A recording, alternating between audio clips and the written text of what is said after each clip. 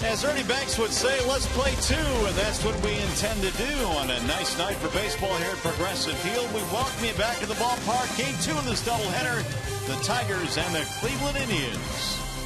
Hi again, everyone. Welcome back to Progressive Field. Mario and Pemba, Rod Allen, getting you set for Game 2 in this doubleheader. The Indians win Game 1 convincingly. They had a lot of big performances, but this Indians team, particularly, Rod, really playing well at home. You know, they're playing for something as well. 4 back in the wild card when play began here today, and they're trying to take a doubleheader from the Tigers here, trying to stay in that hunt. But you're absolutely right. This team is playing much better baseball second half of the season. All right, Francisco Lindor, we keep talking about this young man, but he just keeps getting it done. Had another big game in Game 1. Well, this guy is a real nice performer, not only on one side of the ball, but he hits and he also plays good defense. He also steals bags. In Game 1, he had a real nice at-bat. That was the 5th inning. Breaking ball down against Justin Verlander. Hit that ball right back up the middle with 2 outs to drive in 2 clutch nights, and then he doubled into the right center field gap. So a real nice day again for Francisco Lindor, and he's one major reason why this Tribe team has played so well the second half of the season. He provides a lot of energy for this squad. All right, how about the matchup here for Game 2? Randy Wolf will take them out for the Tigers. Still looking for his first Tigers win, and when you look at what Trevor Bauer has done this year, he's got great stuff, but he walks a lot of people as well. Yeah, it means the Tigers might want to take a few pitches real early in this game because he does walk a lot of people. He strikes out a lot, but he walks a lot. He's got a fastball that gets up to 96, 97. He's got a lot of promise. Also, a real nice breaking ball. He's got a slider and a changeup. Wolf is 0-3 with a 6.55 ERA since they acquired him. No Michael Brantley, no Kipnis in this lineup, left-hander wise. So maybe it'll be a little easier for Wolf to get the job done here this afternoon, second half, second game of the doubleheader. All right, after a short break, we'll send you back to the Coliseum Studios. Check in with Justin White. But coming up, Game 2 of this doubleheader. Tigers trying to even it up. Tigers Tribe coming up next.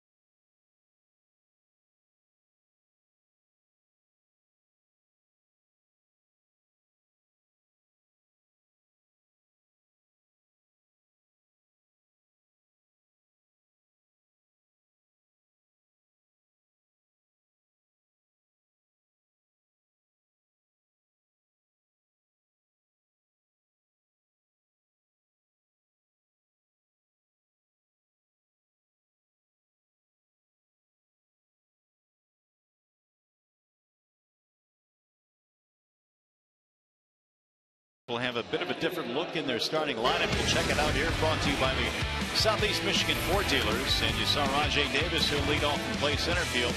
Tyler Collins will get the start in left, followed by Miguel Cabrera. J.D. Martinez at right field.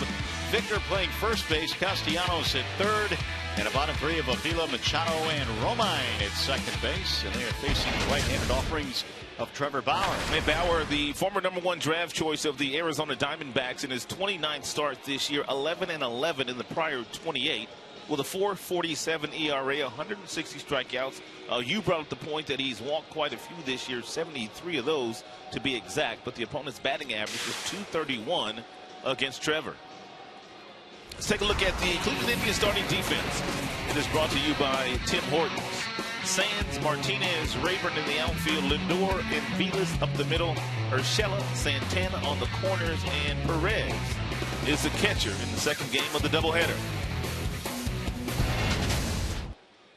Francisco Lindor had a big game in the opener. He is back out there again in game 2 playing shortstop, and the Tigers now will send RAJAI Davis to the dish to get things started. Trevor Bauer ready to go to work. This is game 2 in the doubleheader, as the first one went to the Indians 7-2, and the first one is in for a strike on RAJAI Davis. Davis, Collins, and Miguel Cabrera in the Tigers' first inning. RAJAI batting .247, cues one foul just outside of the bag.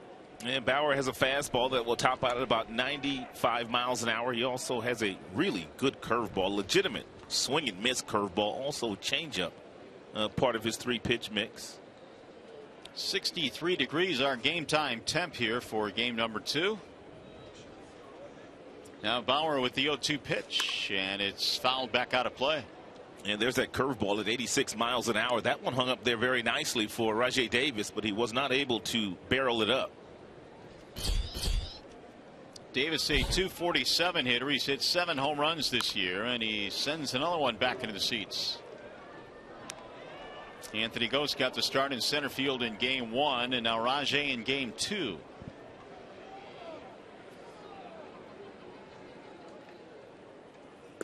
And he got him, strike 3, and that's how we begin the nightcap here tonight. 1 gone. And Bauer coming out throwing nothing but strikes here at the first batter to RAJAI Davis. It's a fastball that was away from RAJAI Davis, but it's called strike 3.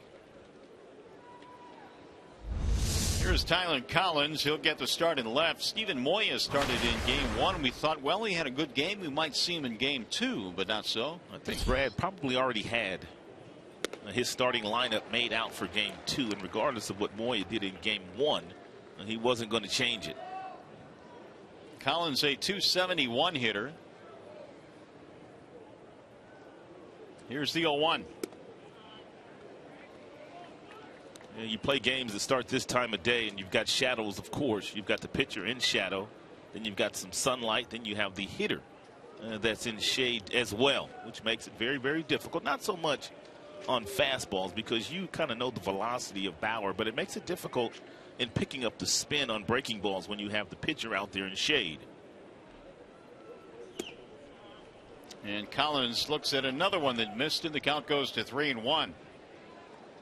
And Collins should get himself a really good fastball to hit from Bauer right here. You know, he's very conscious of all the base on balls he's issued this season. Hit sharply back up the middle, but right at Lindor, and Collins is out 2 away. 6-3 on the ground out. That'll bring up Miguel Cabrera. Miggy 0 for 4 in the first game of the doubleheader this afternoon, which means somebody's got to pay in the nightcap. Cabrera made the final out of game 1, lining sharply to the third baseman Ramirez. He did reach once on a walk, and he looks at a strike. 0-1.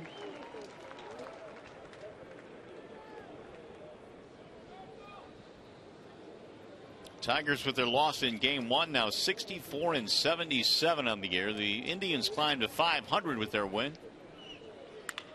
Pulled on the ground to third, scooped up there by Urshela, and he'll throw to first in time. Tigers go 1-2-3 in the first inning, no score.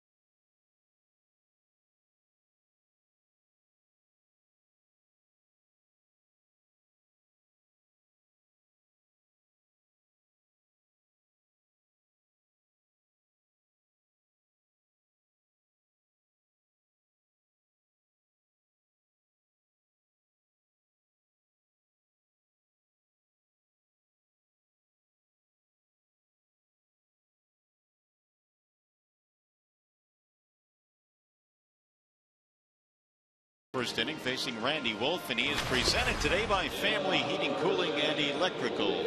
Randy Wolf pitched pretty well in his first couple of outings for the Tigers. Did not get a win in those 2 starts, but he did not get much run support. Last couple of starts has not been all that favorable for him. 6.55 overall ERA. The opponents are hitting .330 against the veteran left-hander. Here's the lineup that he will face this afternoon, brought to you by the Metro Detroit Chevy dealers. For the Tribe, it'll be Lindor, Aviles, and Santana in the top 3 spots. Ryan Rayburn gets the start at right field. Johnson DHing Sands at left. Urshela, Perez, Martinez rounded out for the Indians. And Randy Wolf set to go to work, and here we go in the bottom of the first. First one is up high to Francisco Lindor. 308 batting average now for Lindor. Delivered the decisive blow in the first game. He'll drive this one to right field, straight on a line to J.D. Martinez, one gone.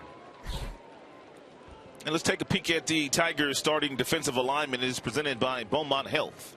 You know that Martinez is at right field. That would be J.D. RAJAI Davis in center field. Tyler Collins, he's in left. Machado, who played the first game of the doubleheader, back out there again. Romine gets a start at second. Victor Martinez, Castellanos on the corners, and Alex Avila is the catcher. James McCann catching game 1. Avila behind the dish game 2. Mike Aviles will step in now, getting the start at second base here in game 2. And he'll look at his strike 0-1. Aviles was getting some starts at shortstop earlier this year before they finally called up the youngster Francisco Lindor. He plays everywhere for Terry Francona. He can play second, short, first. Well, any of the infield positions, and he can play all of the outfield positions as well, and with the exception of probably center field. This is his first appearance in this series. The recently completed set against Chicago, he was 4 for 9 with a couple of RBIs. We didn't see him much last weekend either when Cleveland was visiting the Tigers at Comerica. I don't think we saw him at all now that I think about it. 1 ball, 2 strikes on Mike Aviles. He came up with the Kansas City Royals.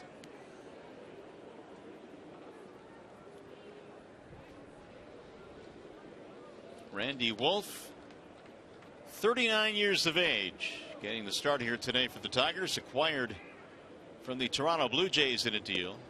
And the Tigers had to put a couple of guys on the disabled list. They were starting to run short on arms, and so they made a deal to bring in the veteran who was really tearing it up in the minor leagues. Yeah, he's pitching very well in Buffalo.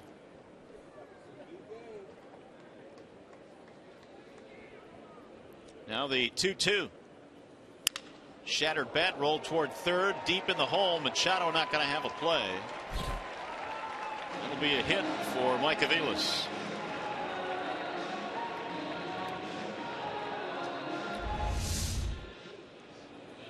It's a pretty good fastball inside on the hands of Aviles, but the bat shattered.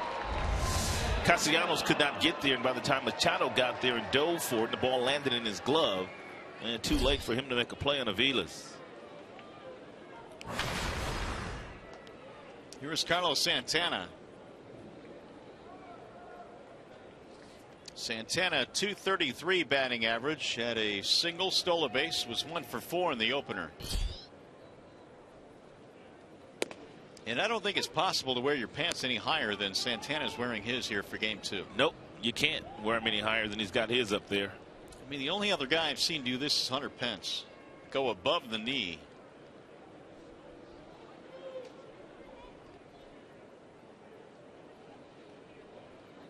No balls, 1 strike on Santana.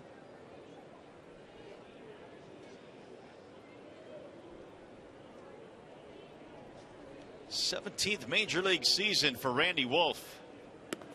He'll miss outside. 1 ball and 1 strike. Yeah, just recently celebrated his 39th birthday about a month ago.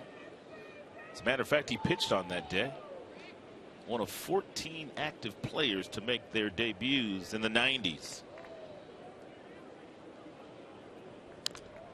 Rolled foul, 1-2. Yeah, real nice slow breaking ball there thrown by Wolf. He threw that ball at about 70 miles an hour. He's got one a little slower than that.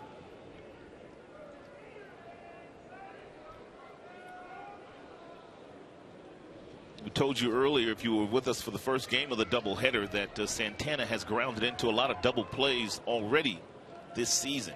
19 of them, which is 5th most in the American League. Well, let's get number 20. Might as well. I'm all for it.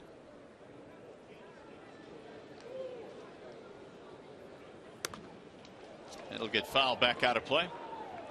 Last start for Wolf was against Tampa back on the 7th, 4 1/3, 8 hits, 4 runs. And the start before that, he gave up 8 runs. So his last couple of outings, he's been nicked up quite a bit. Did not get a decision in that game against the Tampa Bay Rays, a game that the Tigers won 5-4. That's where their bullpen stepped up and was superb in that outing that day. Led by Verhagen, Wolf, Wilson, Albuquerque. All pitched well in that game. Rondon finished it off. Yeah, here are the splits on Wolf. The first 2 starts were good. They came against Texas and the Angels. And Santana takes it away. Level the count now, 2 balls, 2 strikes. Lights are on here. Shadows starting to creep in over the infield. A little wind blowing in from left field here tonight, or late afternoon, I should say. Might knock a few balls down, hit into that direction. 3-2. Early decision time for Terry Francona. Does he dare start the runner here, AVILES? And with 1 out and Santana in the batter's box, Santana has struck out 102 times already this year. But he's also hit into a lot of double plays, so we'll see what Mr. Francona is thinking here.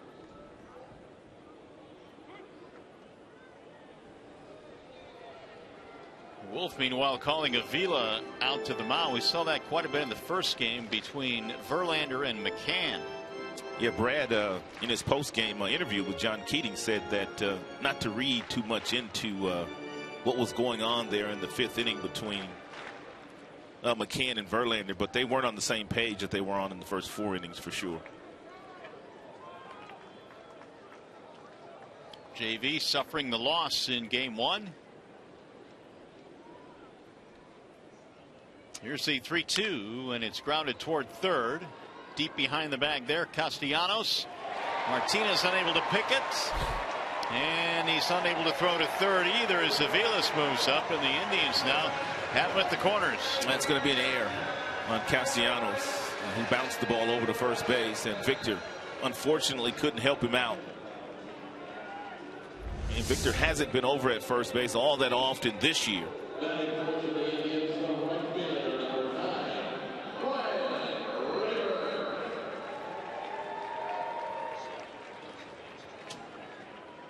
They had a hit. Well, okay. All right. He takes third on the error. They're going to give him an error, a base hit and an error on that play. Single E5. Here's Ryan Rayburn now with runners at first and third. Strike 1, they called on Rayburn, who did not play in the opener, getting a start here in game 2 in right field. Yeah, Rayburn usually the last couple of years has gotten most of his at-bats against left-handed pitching. It's one of the things that Francona likes to do. He likes to platoon at a couple of different spots on his team. Well, the splits on Rayburn are striking. When you look at what he's done against righties and lefties, and .314 against lefties. Yep. And just $1.50 against righties. No power against righties either.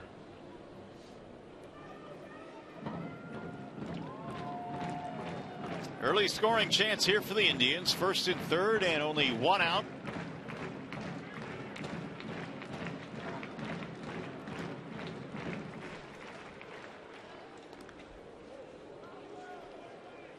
Santana stole a base in the first game, but that was when Al Albuquerque was on the mound. Al is not the quickest at getting the ball to the catcher. The other thing about Santana is he has 10, but he's been caught only once. So apparently he's picking the perfect opportunities to go. That's a great point. 1 ball, 1 strike. drill to center field. That's a base hit. That'll get a run in. Santana will go to second. Avila scores on the play, and the Indians have a 1-0 lead. Well, the first 4 innings of the first game of the doubleheader, the Tri-Bats were very silent. But innings 5 through 9, and now here in the first inning of this game, they're just getting it done. 28th RBI of the season for the former Tiger, Ryan Rayburn. So he pays immediate dividends in their lineup here in game 2. The air, costly. That'll bring up Chris Johnson, the DH here in the nightcap.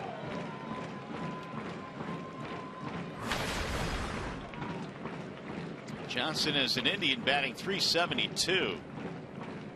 Had himself a nice game in the opener.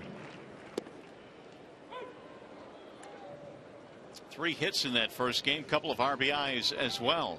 Johnson a few years back had a real nice year for the Atlanta Braves. Nearly won a batting title that season, but really hasn't performed all that well after that particular year.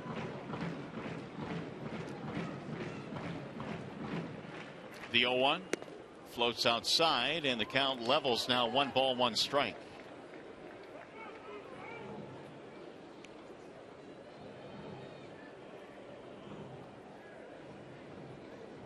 They got him from Atlanta on August 7th.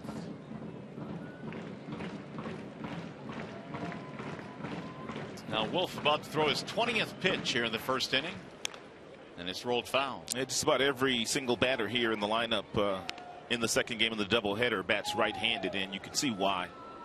Righties hitting .356 in the limited time this year against Wolf. Why, as left-handers, only .222. You wonder, had the Tribe dropped the first game of the doubleheader, if Brantley and Kipnis wouldn't be in the lineup here? I think they would. I think a lot of that has to do with how they do in that first game. And with the victory, they've loaded him up with righties. Here's the 1-2. It's inside. Wolf wanted that one. 2 balls and 2 strikes. It's going to be very important for Wolf to continue to do that. To pitch inside, make some guys move their feet, which would allow him to get back outside with the backdoor breaking ball or the fading changeup. Most of these right-handers are standing right on top of the plate against Wolf. His top fastball probably 87, 88 miles an hour these days, which means he has to be on point as far as his command is concerned.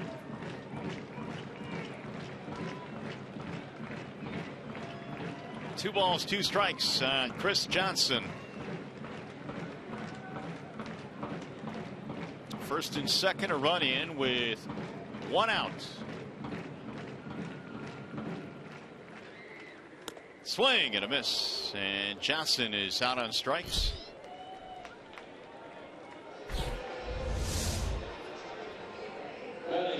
That's a breaking ball that stayed up, that never came down for Johnson, but yet he was able to get Chris Johnson to swing through that pitch. So Wolf now will face Jerry Sands. Pinch hit RBI single in the first game. Sands at 235. But over 400 this year versus Tigers pitching. Tap right in front of the plate, foul.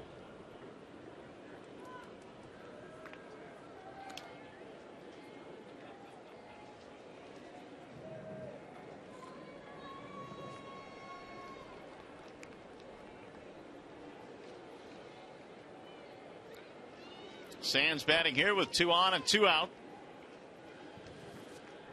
Wolf trying to get out of their sitting by allowing just the 1 run.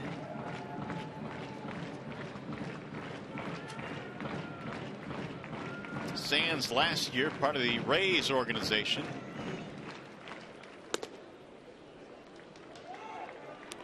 Broke in the Dodgers system. Got to the big leagues with the Dodgers basically because of a huge year he had in Albuquerque. Back in 2012, knocked in 107 runs AAA that year. Ooh, it's a lot. And 26 homers as well. No disrespect to Jerry Sands, but that used to be a real nice ballpark to hit in. You probably hit 1 or 2 out of there, didn't you? Oh, man, Albuquerque Dukes. They had some good players come through there back in the day. Mike Marshall, Greg Brock, yeah. Candy Maldonado. And all those guys were putting up monster years when they came up. And boy, those Dodgers would sell those guys, wouldn't they? Wouldn't they, though? Tommy Lasorda had everybody thinking they were the best thing since sliced bread. Here's the 2-1. 2-2 now on Sands.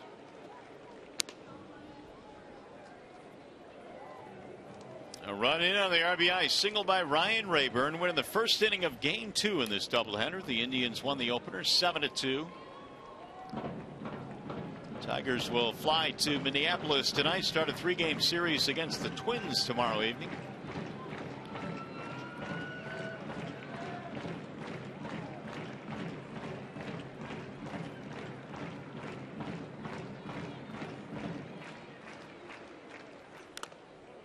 Fouled it off, just got a piece of it. Stays alive here. And Minnesota won their game this afternoon in Chicago, so they will have a happy flight back to Minnesota. They shut out the White Sox 7-0. Texas, who is leading the second wild card position, is winning big in the 6th inning, 9-3 in their game. Of course, the Indians came in 4 out of that second wild card spot. Things are heating up. Cleveland has finally gotten back to 500. And they were way under 500 at one point in time. Sands continues to battle. He is staying alive, but not by much. Here you go. 3.5 game spread now with the Indians winning Game 1. Well, the Yankees were served notice a little bit. The Blue Jays took a couple of games from them. First 3 of that series. Yeah. Although the Yanks won today 5-0. Blue Jays were shut out. That's a shocker. It's got to be a mistake. It's got to be. 4 hits today for the Jays.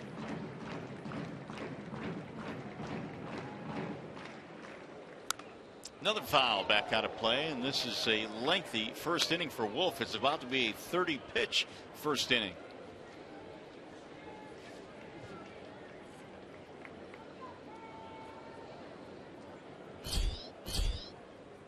A 7-pitch at bat so far for Jerry Sands. 3 straight singles for the Indians here in the first, giving the Tribe the lead.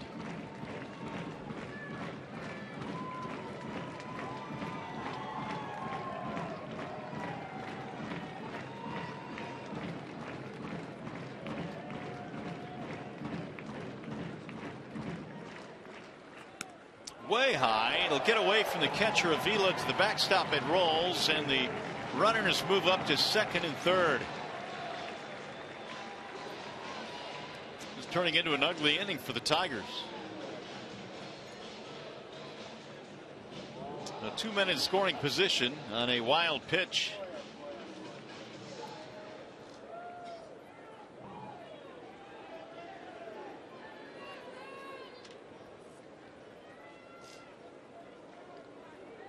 Wolf spent 8 years with the Philadelphia Phillies. The organization he first got to the big leagues with was an all-star there in 2003 when he won 16 games. 8 different big league teams.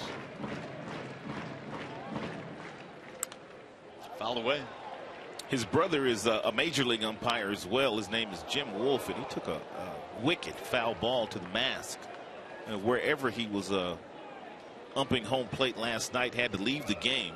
I'm sure he's probably okay, but it was a tough one last night for Jim Wolf, the brother of Randy. We often talk about catchers that get foul tip after foul tip. The home plate umpires will get a few every now and then, and some of them are nasty.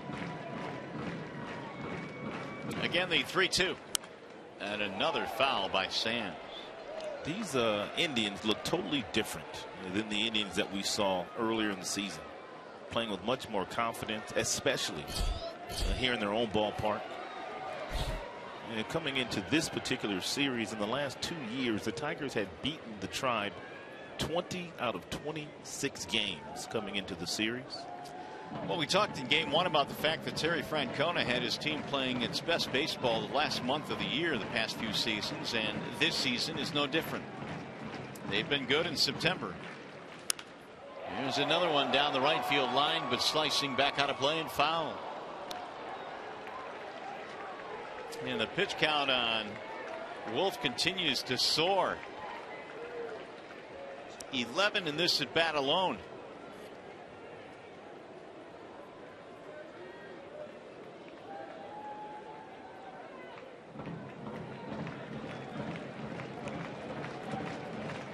Randy, not the type of guy either that can just reach back with 97, 98 in his back pocket and just finally get rid of the guy. No, he doesn't have that.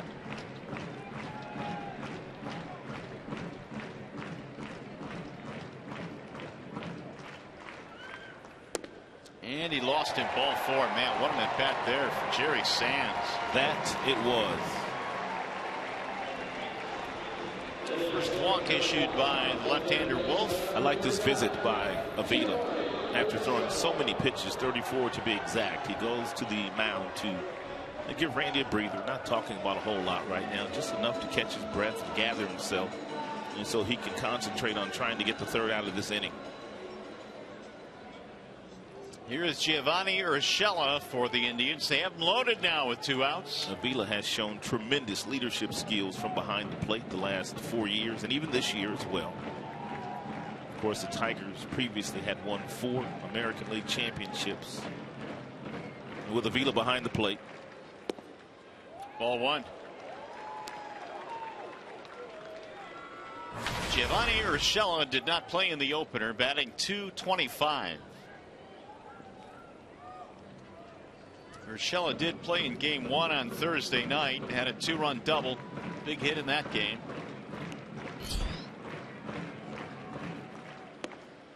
That's in there. 1 ball and 1 strike.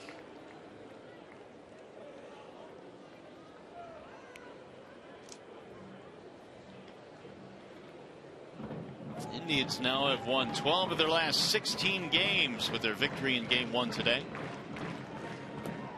Low 2-1. This might end up being a 40-pitch inning for Wolf. Starting to look that way.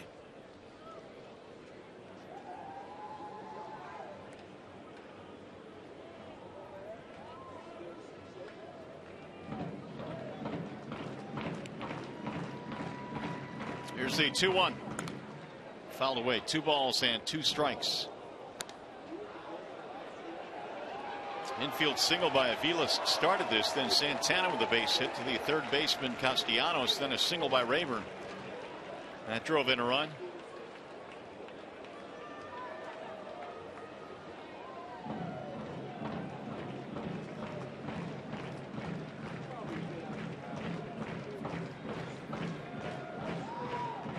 Now Wolf with the 2-2. Fouled away. So Wolf will indeed reach the 40 plateau. This next one will be his 40th of the first inning.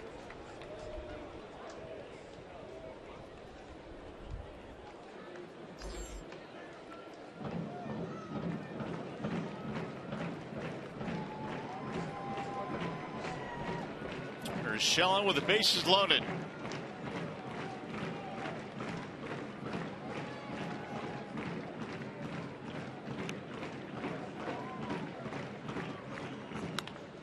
Driven foul, back out of play.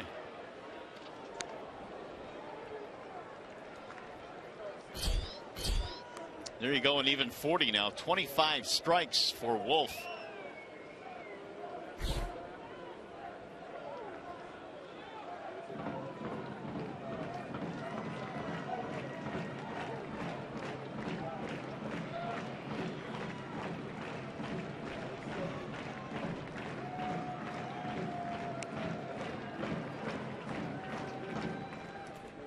He checked it. Did he go? Did not. Down at first base, they say that he held up, but now that's going to go full at 3-2 with no place to put him. And Mike Estabrook down at first base made that call and made the correct call. So this turned into a 7-pitch at bat for Giovanni Urshela. Something's got to give here. Runners will be on the move here with 2 outs, and Wolf bluffing back. Nobody there to take the throw.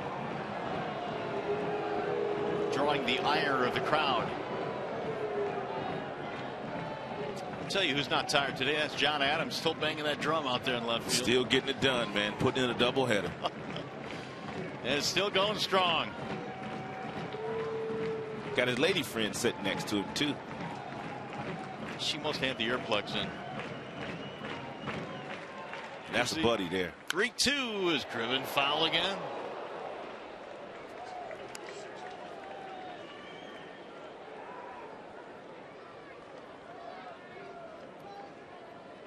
So we'll do it again here with the bases loaded.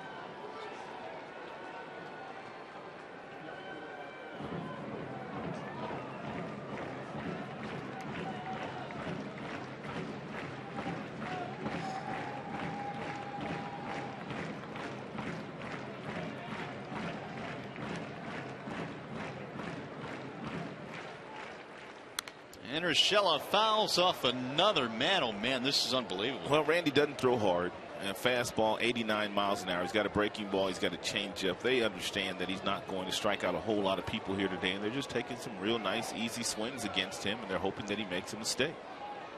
He has been stressed out in several of his at-bats already here in the very first inning. Yeah, they're doing a great job of waiting him out, that's for sure. 43 pitches already for the lefty Wolf. It appears that the game plan for the Tribe is to get into that Tigers bullpen and to get deep into that bullpen, which they're going to do here today.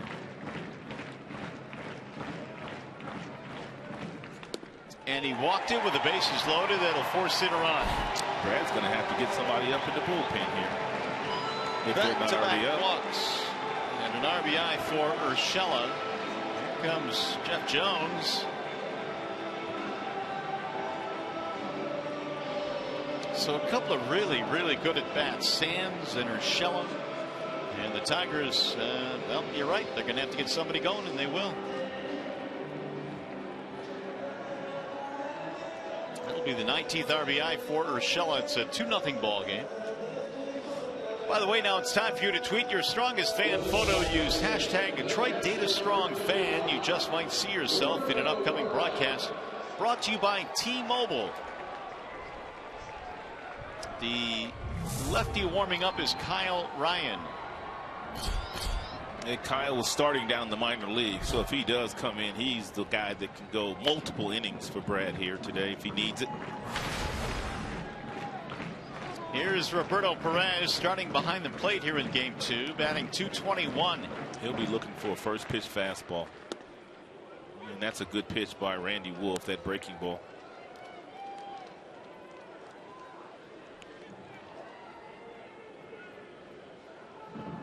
RBI single by Rayburn. Bases loaded, walk to Urshela.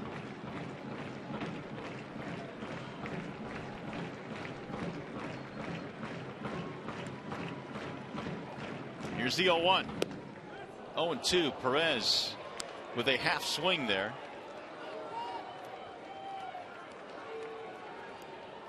Rayburn now the runner at third base.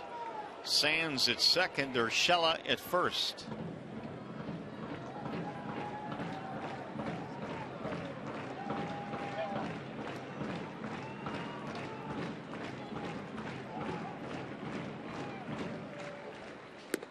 Way outside, 1-2.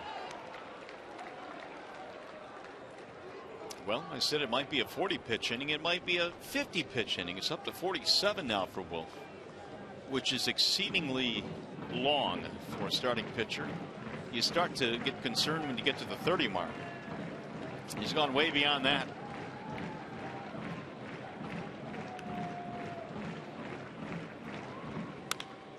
Fly ball toward right field, heading toward the corner and slicing. 1-2 the count remains.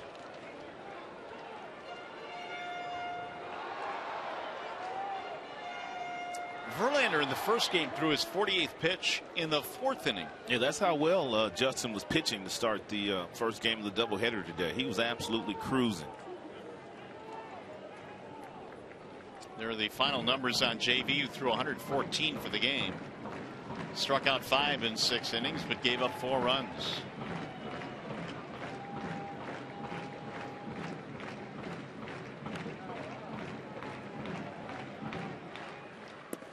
low. 2 balls, 2 strikes.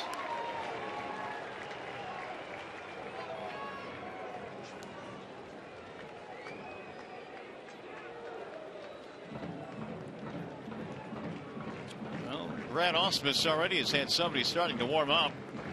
Kyle Ryan tuning up the pen. His team down 2-0 already. And here comes the 50th pitch of the first inning for Wolf. Swing and a miss, and he struck him out, and that finally ends the inning for Randy. They'll get a couple of strikeouts. They'll leave him loaded, but score 2 when we go to the second.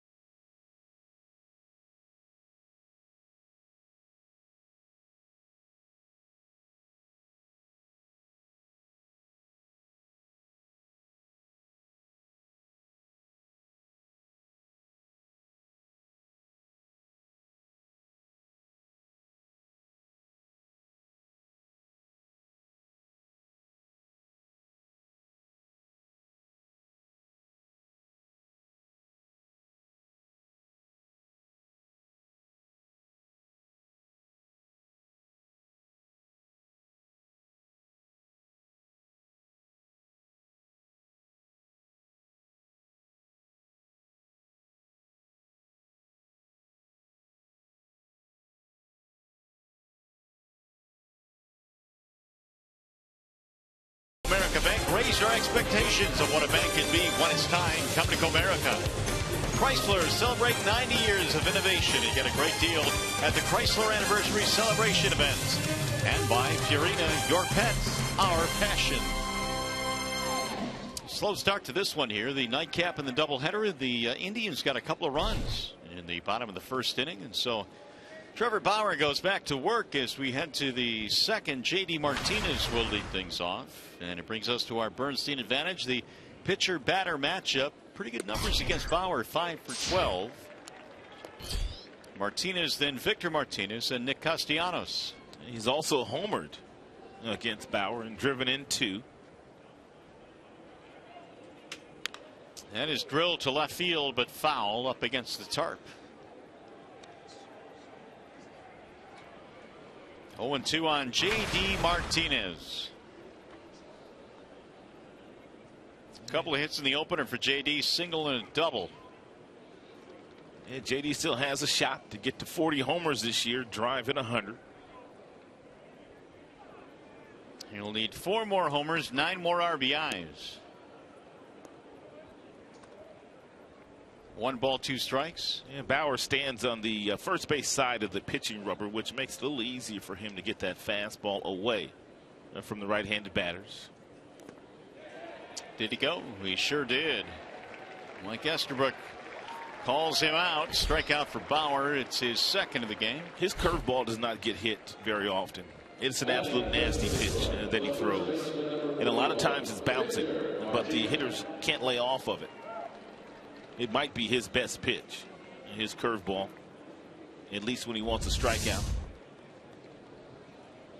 Bauer, 24 years old, born in Hollywood, California. He played his college ball at UCLA. And left there with a lot of records. And he was there at the same time Garrett Cole was there. And you see where he is on the pitching rubber. On the first base side of the rubber. Helps him get the ball inside to the lefties and away to the right-handers.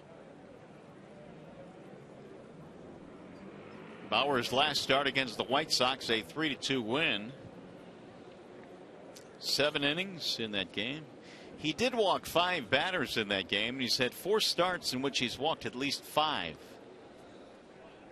Here are the numbers in that defeat of the White Sox. Went 7 innings, and he misses high and away, 3-1.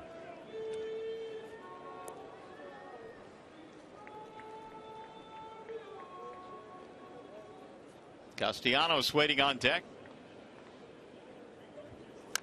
Bouncing ball, first base side, foul.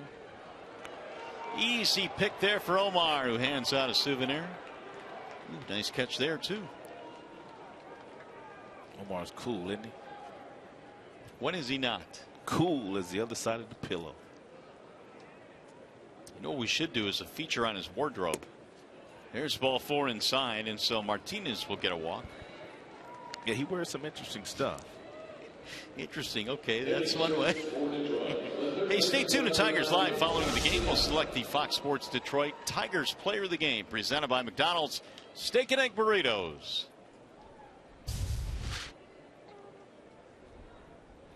Omar did a lot of good things here in Cleveland. Played in some really good teams. Won 9 Gold Gloves playing shortstop here for the Cleveland Indians. And he was here when they had some outstanding teams. Here's Castellanos. He and Roberto Alomar are one of the best double play tandems, really, of all time. I know Trammell and Whitaker up there. They're probably at the top of that list. But when Omar was playing next to Roberto Alomar, those two were tremendous. Yeah, they were high flyers. They were certainly acrobatic. And as good as it could get up the middle. Alomar is in the Hall of Fame. Vizquel is going to end up in the Hall of Fame. What do you got on David Ortiz? Home run number 500 yesterday. We hadn't talked about that in the first game today. How about that? 500 home runs for David Ortiz.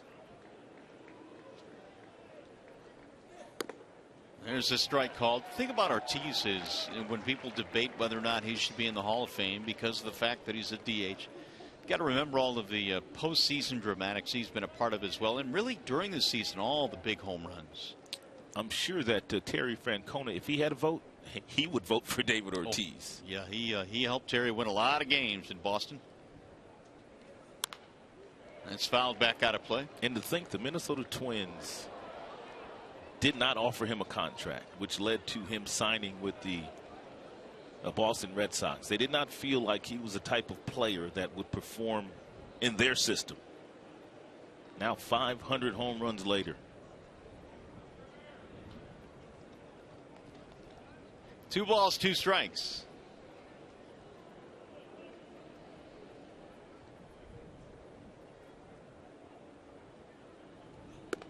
And he got him, strike 3, and Castellanos is punched out of there. 3rd strikeout already for Bauer.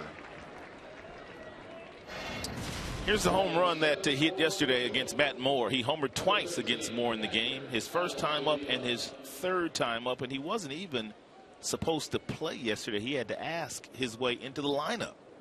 And Torey Lovello is the acting manager right now for John Farrell. Said that Ortiz came to him and he said he wanted to play today, so he wrote him in the lineup. Here is Avila now with 2 outs. And the explanation that Torey Lovello gave was when the big fella is running the floor, you just give him the ball and let him go. Well, he's done so much over the years. 2 outs now with Martinez at first base. Avila stands in and he looks at ball 1 high.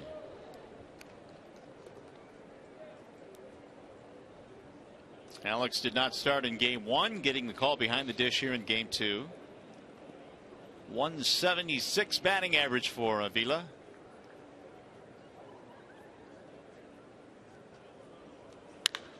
He drills this one high in the air to center field. Martinez going back to the edge of the warning track, stumbles and makes the catch. He lost his footing but somehow caught it. And a break there for the Indians and Martinez. No runs, a walk, and one man left. Look out.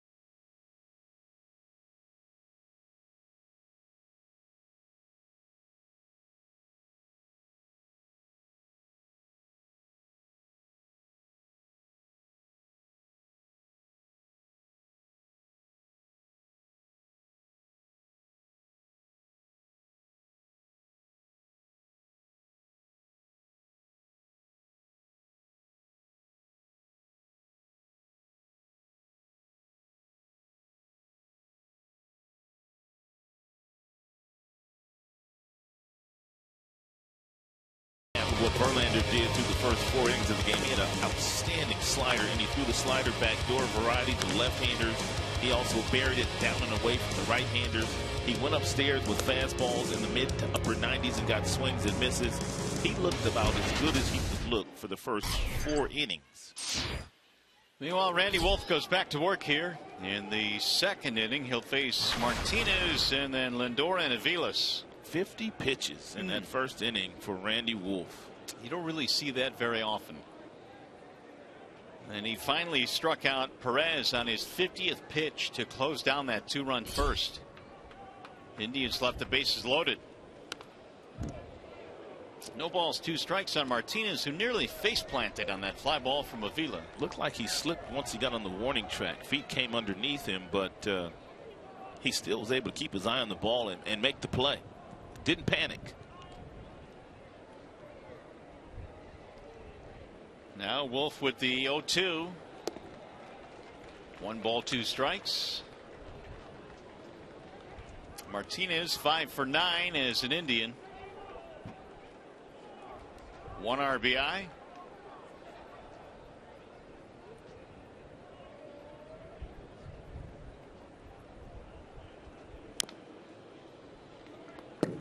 One and 2 the count stays. And Martinez appeared in 188 games in his career with the Philadelphia Phillies and also the Pittsburgh Pirates from 2011 until last year.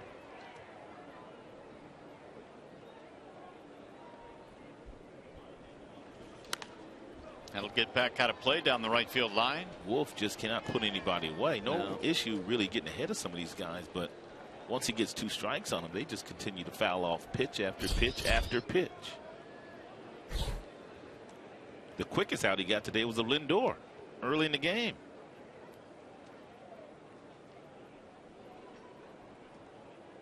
Here's the 1-2 again, and he missed high. 2 balls, 2 strikes. Martinez was signed as a non-roster invitee. They signed him and brought him to camp in February. Spent most of the year in the minor leagues. Hit .289 in Columbus, their AAA team with 5 home runs. He'll drive that one foul. I wonder how many foul balls the Indians have hit already in this game. Well, he's thrown 57 pitches. At least 20 of those have been fouled off. At least 20 of them. 2-2 on Michael Martinez.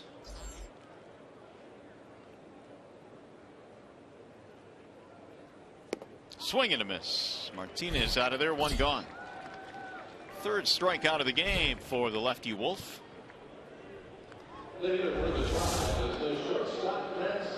And you see the grip of the hand of Wolf. It's a straight changeup.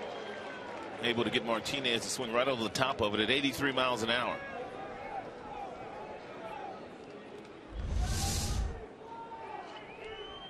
Here's Francisco Lindor. Flat out to right field back in the first.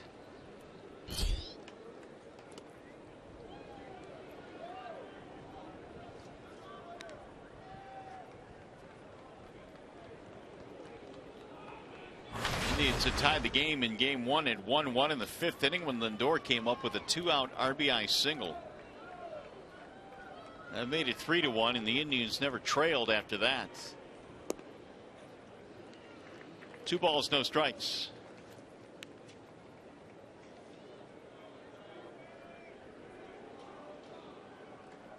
Only 21 years old, Lindor.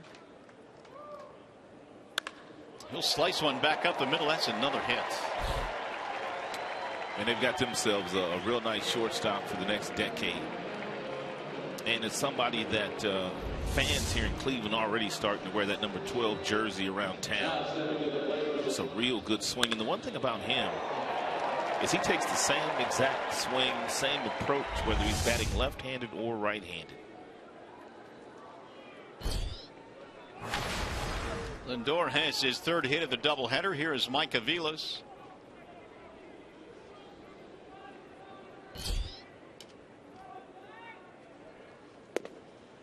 Strike one on AVILES. Talking about Randy Wolf and the fact that he's been around a long time. He has 133 major league wins. He has thrown more innings as a lefty than any other active lefties, aside from 2 guys, and that's Burley and CC Sabathia. He has thrown more innings than any other lefty. Wow. Longevity. Burley, of course, still going, and so is CC.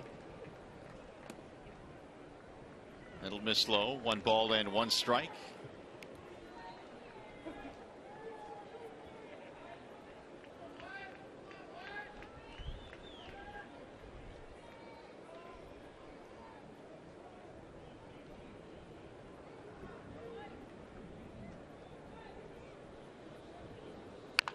Pulled to third base. Nice pick there by Castellanos to second, 1 and a double play. Nicely done by Nick. That'll go 5-4-3, and that'll end the second for the Indians. Tigers baseball tonight, presented by Bell Tire.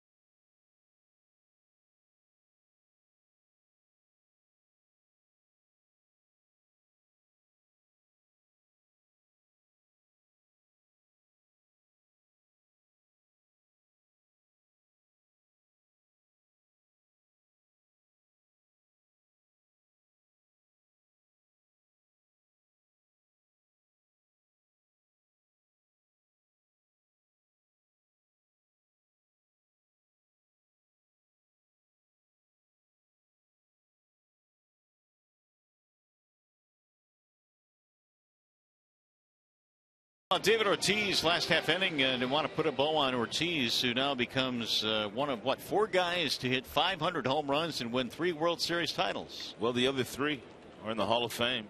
And Mickey Mantle, Reggie Jackson, and of course Babe Ruth. Guys hit home runs and also won titles. The names on that list are ridiculous. Yep. I mean, the best of the best. Well, here come the Tigers now as we go to the third. It'll be Machado, Romine, and Davis. 2-0 in favor of the Indians. And it's in for a strike on Dixon Machado, 1-1. He's playing in both games in this doubleheader. Dixon played and started at short in the opener, batted ninth in that game as he cuts and misses. Dixon had a walk, was 0 for 3 officially.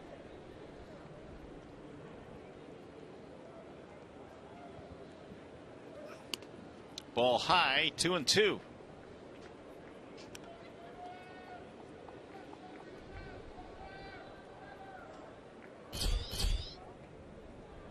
Romine waiting on deck. Drill to right field. That ball is going to get down. Base hit, maybe more. Let's see. Machado will hold up. Nice play there by the right fielder Sands to get that back in quickly. That really was a nice play. Or Rayburn, rather. Hey, time for a game break, and let's check in now with Matt Shepard.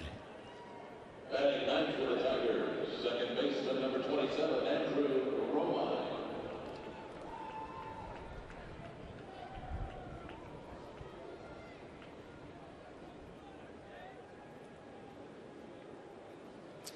All right, Shep, thanks very much. Yeah, this is where it's really going to start to get exciting because you play a lot of your divisional opponents down the stretch in September.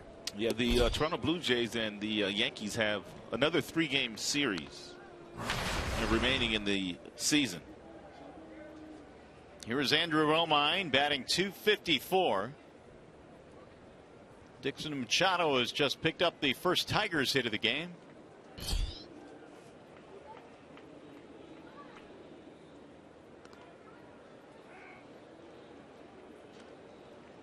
Dixon down in the minor leagues stole 15 bags this year while he was at Toledo. Showed a little bit of power, drove in some runs.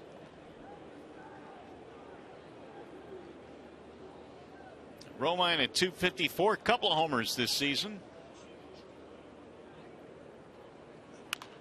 And he'll flare that one back out of play. 1-2.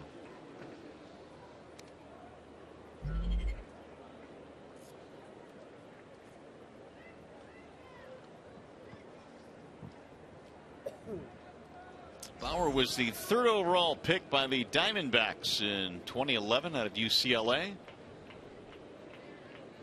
And it really didn't take long to get to the major leagues with Arizona. In fact, he made his debut the very next year.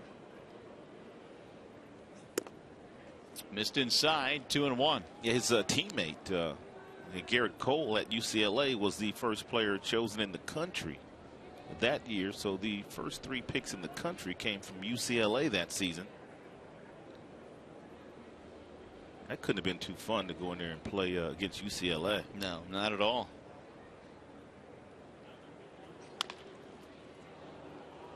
Just foul down the third base line. And Jackie Robinson Field is where they play in Westwood. We used to play at that field in American Legion ball back in the day. It was fun to get out there and play. Yeah, we did. That was our home field.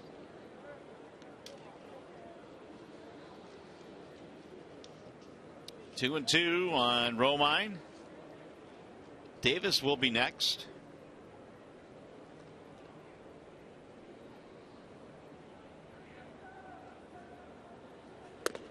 Got him, strike 3. Romine spins out of the box in disgust. Well, we told you that he stands on the first base side of the rubber, and that helps him get that fastball inside. There's a reason. There's a method to his madness. And he's gone on there quite a bit. That one kind of leaked back over the plate. It got more play, I think, than Romine thought it got.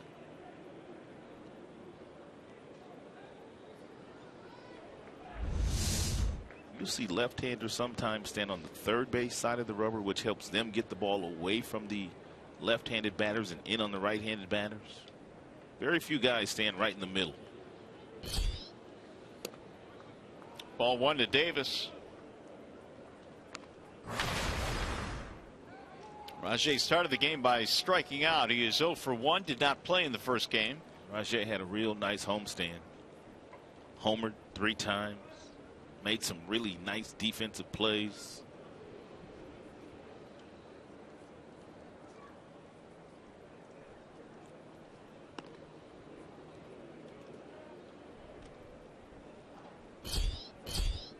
Bauer now at 40. As you look at his breakdown.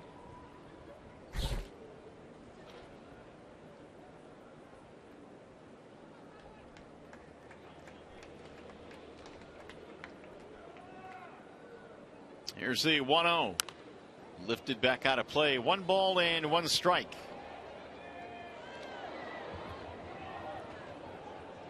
Davis began the year as a platoon partner. At least that's the way Brad Ausmus envisioned it at the beginning of the season with Anthony Gose. And then Gose started playing some pretty good baseball. Got out of the chute very quickly, and that cut into RAJAI's time. Here's the 1-1. He'll drive one in the air toward left field, and that ball's going to drop. Base hit. Machado will go to second base, and the Tigers now have 2 on. And only 1 out.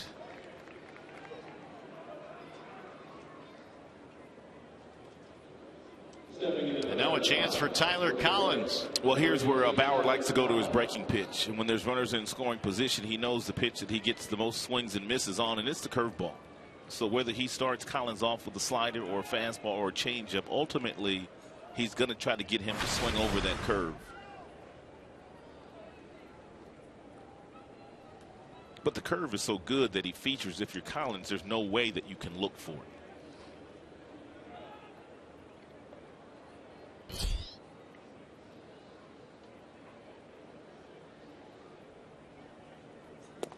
Collins swings and misses 0-1. Yeah, that might be the best pitch that Tyler gets to hit in this particular at bat. Sometimes you just hate to miss that first pitch fastball.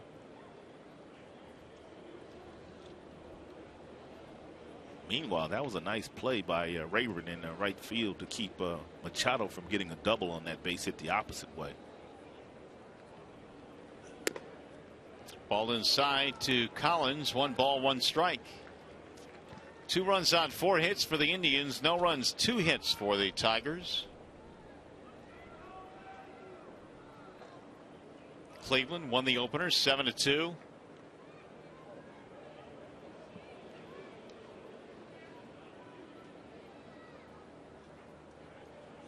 Swing and a miss. There it is. Yep. And a good one. 1-2. He's going to throw it again, too. And you see a lot of guys take swings just like that. We saw J.D. Martinez take a swing at that curveball in his first at-bat that looked just like that swing that Collins just took. His opponent's batting just 127 against Bauer's curveball.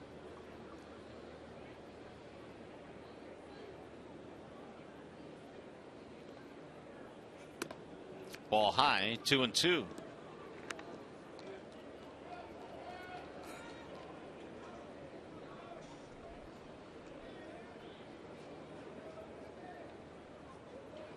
Davis at first. They have Machado at second. 1 out.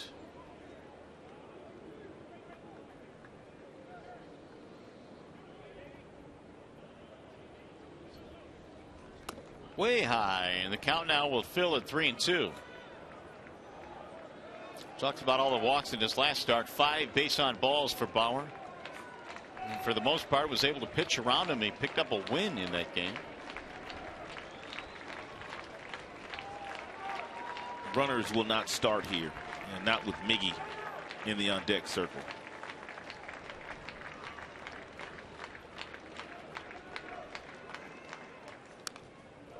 Foul back.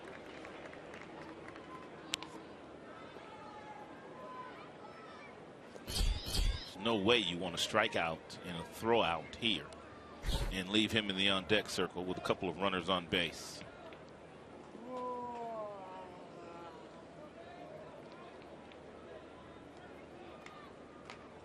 Collins with the tying runs aboard here, and only 1 out.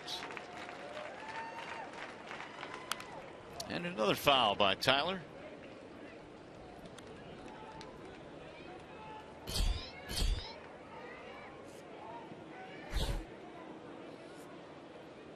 So Bauer is about to throw his 50th pitch, or exactly as many as Wolf needed to get through the first inning.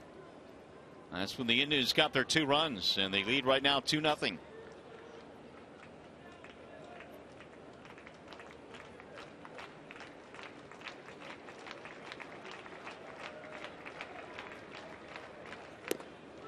And Collins will get a walk.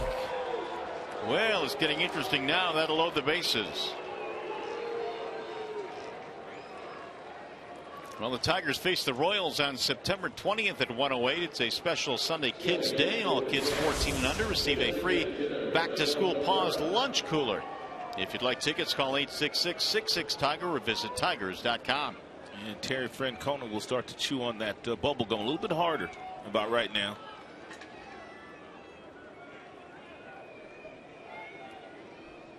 Cabrera's up there with the bases full. He's got his sunflower seeds right now. Switching it up? Yeah, he switched it up. He's had his quota of sugar already today. Swing and a miss. Well, I think he did that in the first inning of game 1. Right. Meanwhile, Cabrera is 0 for 1 in this game. Miggy in the opener hit into a double play. He finished 0 for 4 with a walk. A hit away here from tying it up or giving the Tigers the lead. Up and in, straighten him up. And this particular situation, bases loaded for Miguel in his career. He's hitting over 400 with 4 grand slams. Machado got this started with a base hit. Then Davis singled and Collins walked.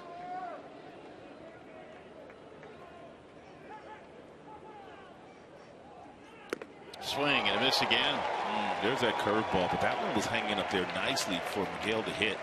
That wasn't his best breaking ball. He started it up around the letters of Miguel. Miguel took a swing at it. It ended up right around his waist, but that was a good pitch to hit for Miggy.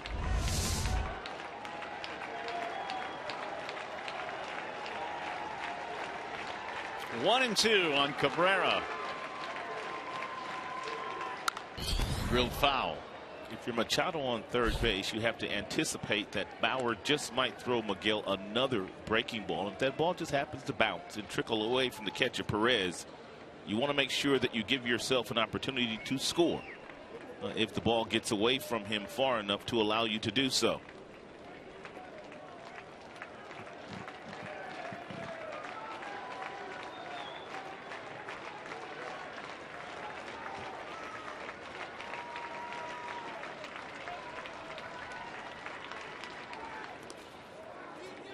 Well, it was in the dirt, but Perez able to block it and save it. 2 balls, 2 strikes, and now he'll walk out to the mound. Well, he just wants to make sure they're on the same page. Perez, I don't want this to be on me. You tell me what you want to throw. It's up to you, big fella. Yeah, you tell me what you want to do. Because we've got the game's best hitter right now at home plate and the bases loaded. Well, Miggy has seen 4 pitches. He's seen a couple of fastballs upstairs. He has seen a hanging breaking ball. And he's also seen a breaking ball that has been down in the dirt. Here comes the 2-2. Swing and a miss. He struck him out. Oh, Bauer won that battle with the bases loaded too. And we're going to make that our Bell Tire pitch by pitch. It doesn't get any bigger than this from Miguel and also Bauer.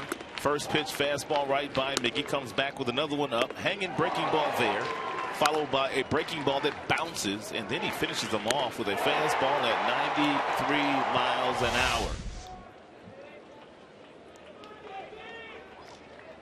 Still one more major hurdle though for Bauer. Here is J.D. Martinez.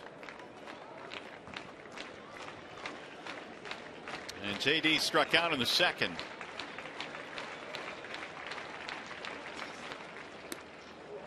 That bends high, 1-0.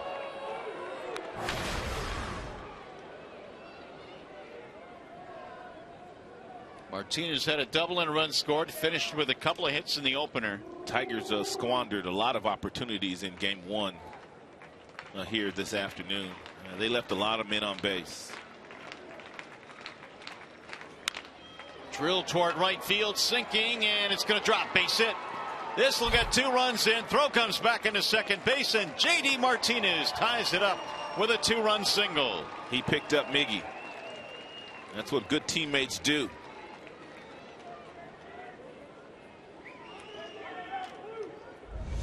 Davis and Machado both score.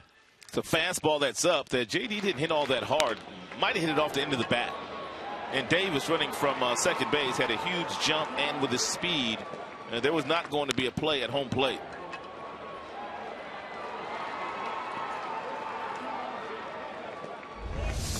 That ties the game at 2, and for Martinez, who continues his climb toward 100 RBIs, he now has 93. Nothing better than a clutch 2-out hit. This one ties the ball game up, and here is Victor Martinez. And he'll look at his strike, 0-1.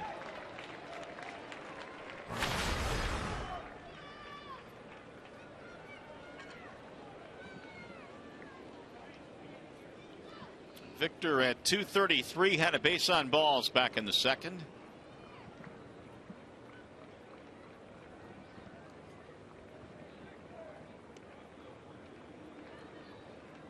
Here is Bauer as 0-1.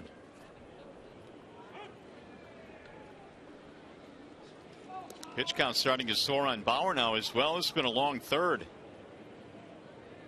He has given up 3 hits, so Milwaukee is up to 60 now, and there's the breakdown on Bauer.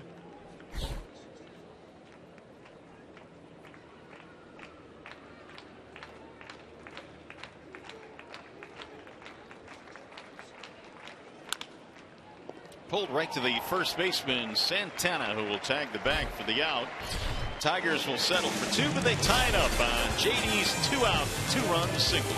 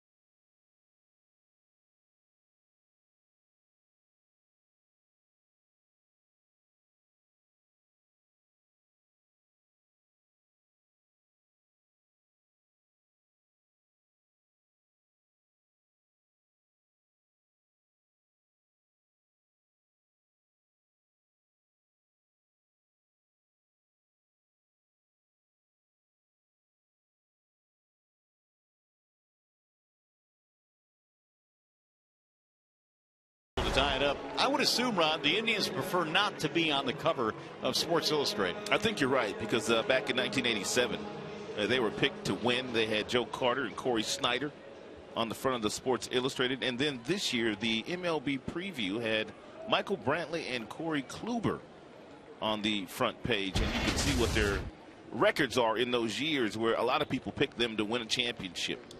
Also known as the SI Jinx. Santana, Rayburn, and Johnson facing the lefty Randy Wolf, who despite his struggles today now is in a 2-2 tie.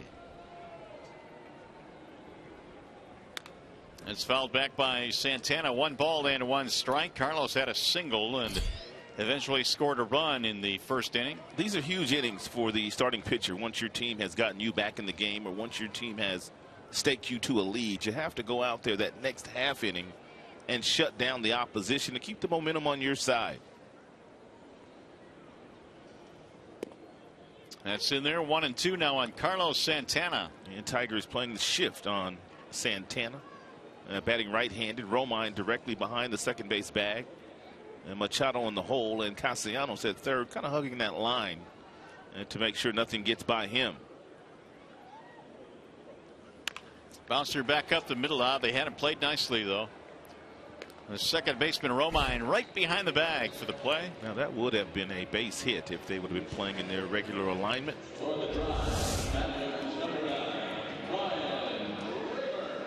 And it also helps to have that veteran pitcher out there to kind of know where your guys are playing. They can kind of pitch to the way your defense is positioned. The shift steals yet another hit. Here's Ryan Rayburn. Single to drive in a run back in the first.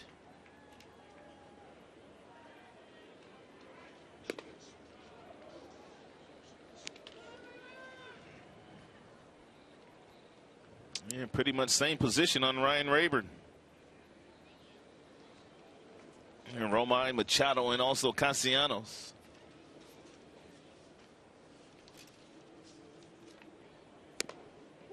Couple of fastballs at 87 miles an hour thrown right by Rayburn, and Rayburn is like, what in the world?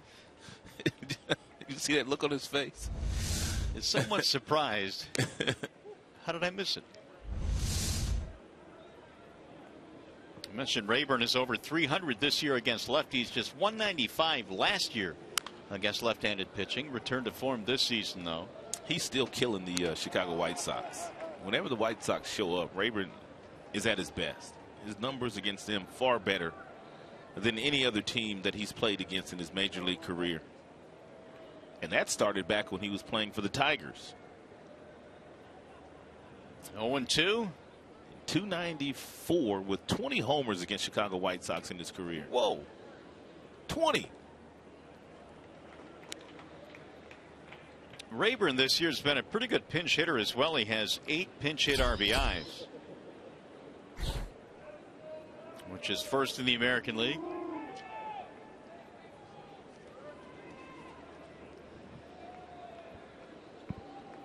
Now Wolf will step off. And he even hits Chris Sale. He takes him deep. No kidding. Yes, he does. I believe he had a 2-homer game against him. Well, then maybe the White Sox ought to sign him. Well, they probably will sign him whenever his days are done here with the Indians. If you can't beat him, join them. Yeah, but help them win games, even if he never got a hit for him. 2-2.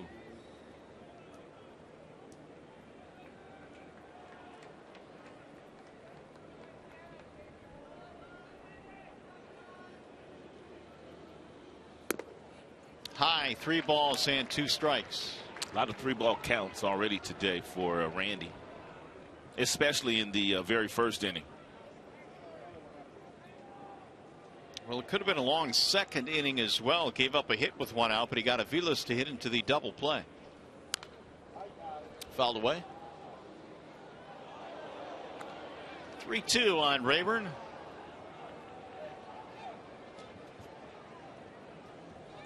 Rayburn had his moments with the Tigers. Jim Leland often says, you know, he gave the second base position to Rayburn, and he told him going into camp, it's all yours. And Jim, in retrospect, felt maybe they put too much pressure on him, and Ryan just could never find any traction. He'll drive this one to center field, hit a ton, but there's room out there, and it's going to be caught near the wall by RAJAI Davis. 2 outs. Well, just a reminder, as you enjoy a cold one, to look forward to Miller Time later in tonight's game, brought to you by Miller Lite. You know, you bring up a great point regarding Rayburn when Jim finally gave him that second base job after he had performed very well the second half of that previous year. And you would think that would take the pressure off of you. Sure. Basically telling you the job is yours. Come to spring training, get yourself in shape, and, you know, get ready for opening day. Didn't work out that way, though, for Rayburn, who battled through his share of injuries with the Tigers. There's Johnson. He checks his swing, ball 1. 3 hits for Johnson in the first game of the doubleheader, although neither was hit very hard, but he'll take it. And a couple of RBIs as well. He went the other way with his base hits. That one missed the outside corner, not by a whole lot. He is performing well in his limited playing time with the Indians, batting .364.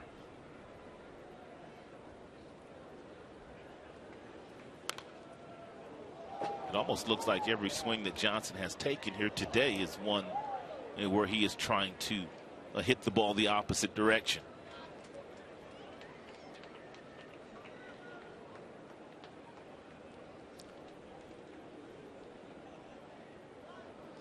Well, give Randy Wolf a little bit of credit here after that long first inning in which he threw 50 pitches. He's kind of settled in a bit.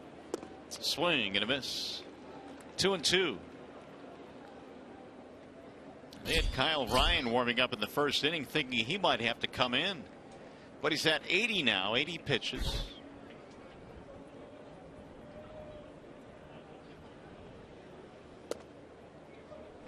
Full count. Randy never gives in and very seldom throws the ball down the middle of the plate. Cutters in, breaking balls down and away from the right-handers. Straightens guys up with four-seam fastballs.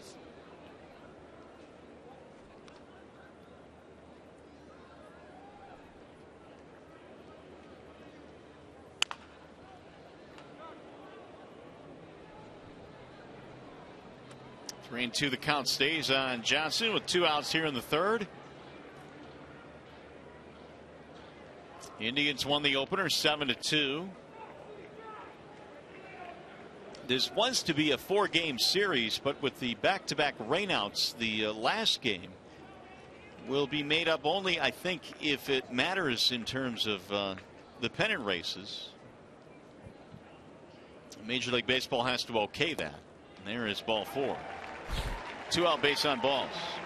I thought, and obviously it's not the case, but I thought a few years back there was a mandate where every team had to play all 162 games. No, you're right, there was, but Selig was the commissioner at that time. I think that probably is still the case, but I think Major League Baseball can decide that at the end of the season now, if they don't want to, or if they really don't need to have you play that game, because really the only other time they could play it is October 5th. Right. The day at the end of after the end of the season.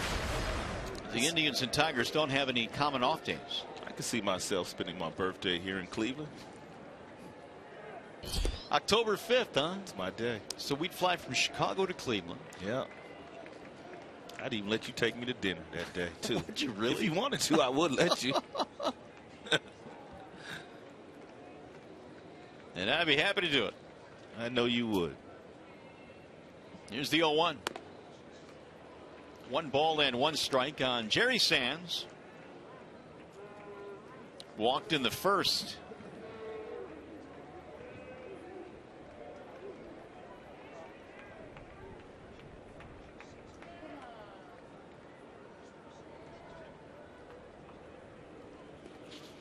That'll get away from Avila, and the runner will advance to second base into scoring position. Johnson got a nice break on that ball and slides in safely. Well, you have to anticipate.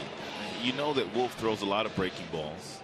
And Johnson, he doesn't run that well, but he gets a nice secondary lead, and he's out on that front foot, that right foot, and is on the balls of his feet. And that allows him to get down to second base, even though that ball didn't trickle that far away from Alex.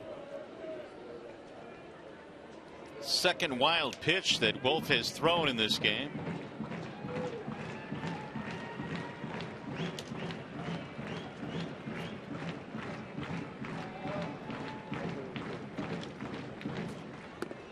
Ball high.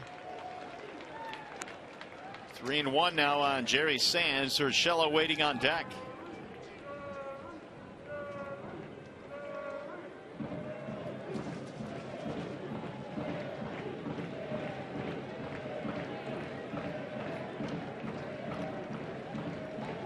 Here's the 3-1.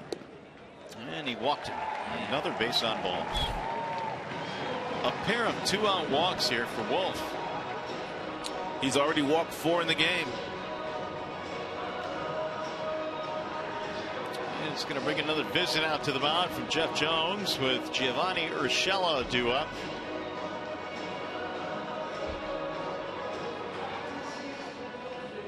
88 pitches now for the lefty Wolf.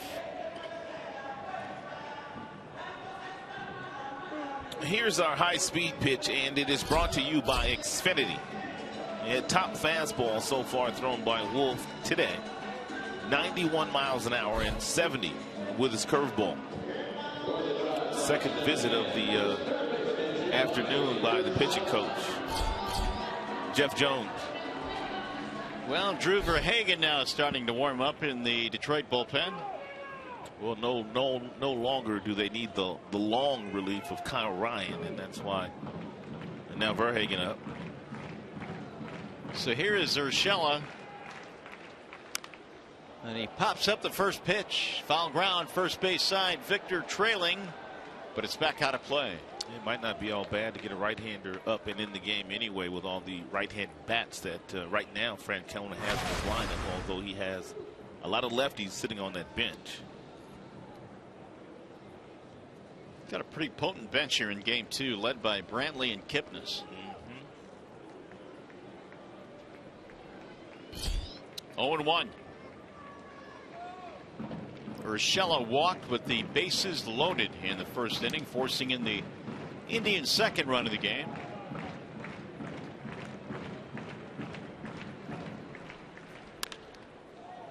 Fouled away, 0-2.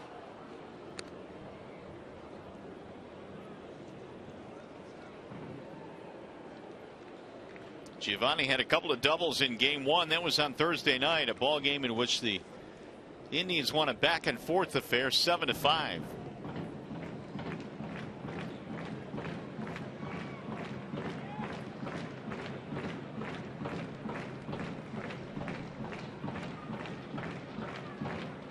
Here's the 0-2. 1 ball, 2 strikes.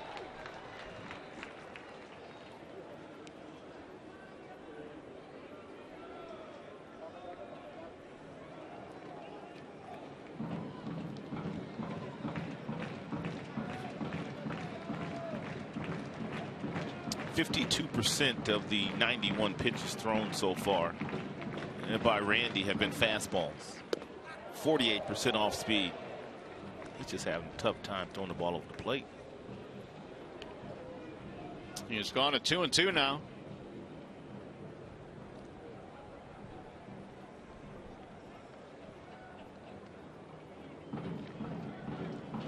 Perez waiting on deck if Urshela is to reach.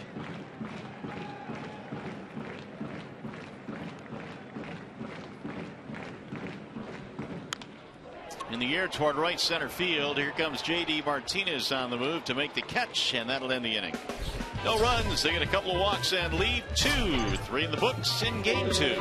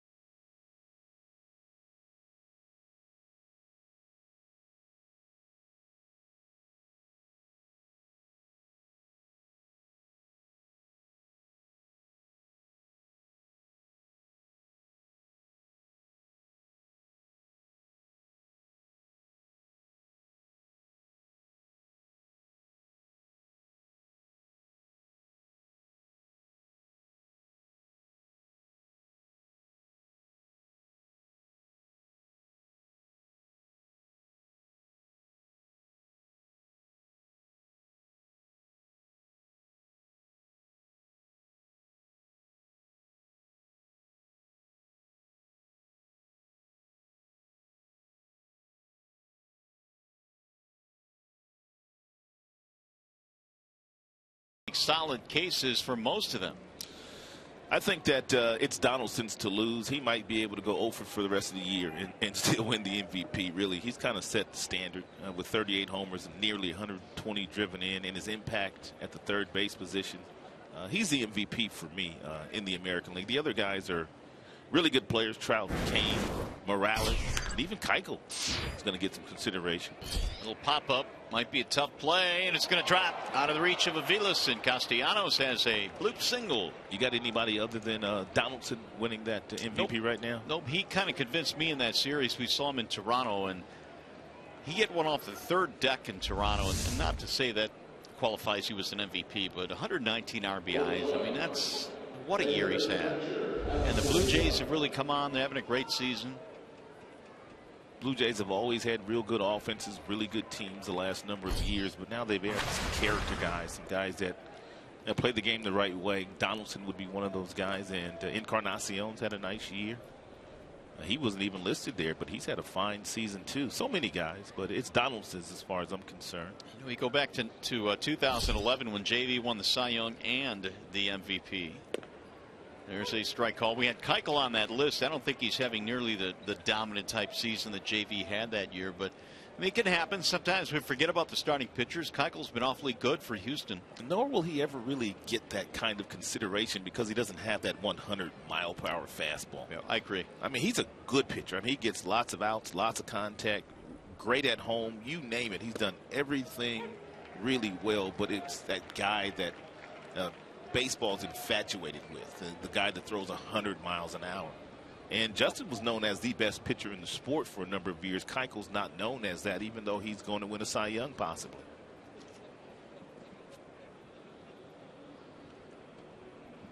Avila waiting on an 0-2 pitch. Bouncing ball to first. That'll go foul. I tell you what, though, if I was a guy, a left-handed pitcher, and the Tigers have a number of them, guys like Keuchel, when they pitched, guys like Kazmir when they pitched, I would really start to study some of those guys and just kind of see what they do and how they go about their business. Justin, by the way, in his MVP season was 24-5, and he struck out 250 batters to win the Cy Young and the MVP. And Avila takes low. So yes, you have to have that type of dominating season. His ERA was a little over 2. He threw 250 innings. Verlander is one of 2 pitchers in the history of the game, in the entire history of the game, to win a Rookie of the Year, a Cy Young, and an MVP during their professional careers. Don Newcomb is the other. High chop, left side of the infield. This may be an infield hit. Avila is safe at first base. What a play by Urshela. Can't believe he made it that close. I can't either. He was playing the shortstop position because they were shifting on Avila, and look where he comes from. This ball, high hopper. He grabs it, bare hand, throws in one motion, and nearly gets Alex. For the Tigers now hitting shortstop Dixon Machado. It's going to bring up Dixon Machado with 2 men on, nobody out. So a bloop single and an infield single here, and Tigers in business. Yep, that's all it takes sometimes. And Machado got it started back in the third with the single. A couple of bloops. Now they need, well, they're not going to get a blast here. Well, they might. You never know. We'll wait a couple batters. Everybody runs into one every now and then. A couple more bloops. It's added a couple more bloops. When would you feel comfortable about the blast? I'll go with the second batter here. Showing bunt, and both runners will head back to their bases.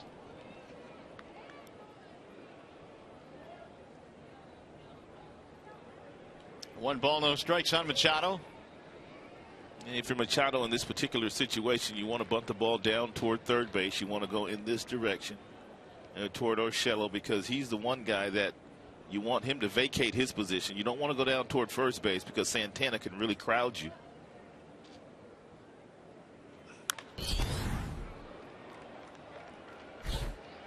One ball, one strike. We had a situation similar to this situation right here. A couple of runners aboard. The Indians were in town last weekend. Verlander was on the mound, and their youngster Lindor was in the batter's box, and Justin thought he was going to bunt. he did not bunt. He drove in a couple of runs with a triple in the right center field at Comerica Park. Maybe Brad will put it back on here.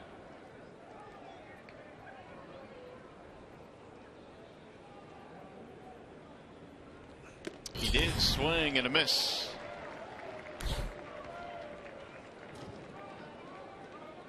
One and two on Machado with runners at first and second.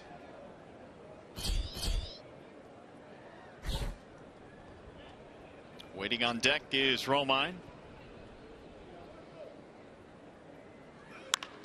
Fly ball in the air towards center field. Long run for Martinez, still going, and that's going to drop between Martinez and Rayburn. One run is in. That's Castellanos. Avila goes to third, and it's a double and an RBI for Dixon Machado. Dixon Machado got him a fastball at the top of the zone from Trevor Bauer after trying to bunt on the very first pitch and hit it over Martinez's head in center field, who was playing awfully shallow. Dixon Machado has had a nice game here today. His first time up, he nearly had a double. 2 hits, an RBI, a run scored. First career RBI for Machado. That'll bring up Romine. I guess Brad knew something that we didn't know. Excuse me. Well, he let him swing away, and he drove the ball to right center field, which gives the Tigers their first lead of the game. They were down 2-0 early in this game. And now Romine has a chance to pile on here.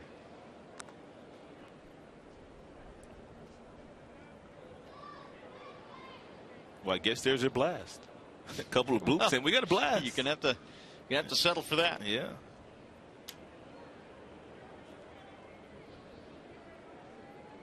Here's the 1-0. 1 ball, 1 strike on Romine.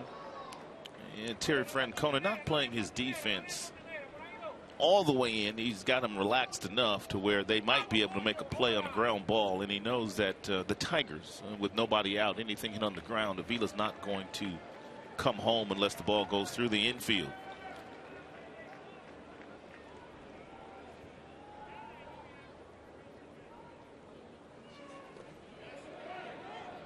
Did not go. We have not seen really one comfortable swing against the breaking ball of Trevor Bauer here today. Whether they be up in the strike zone or down in the strike zone, it's just a really tough pitch for the opposing hitters to pick up.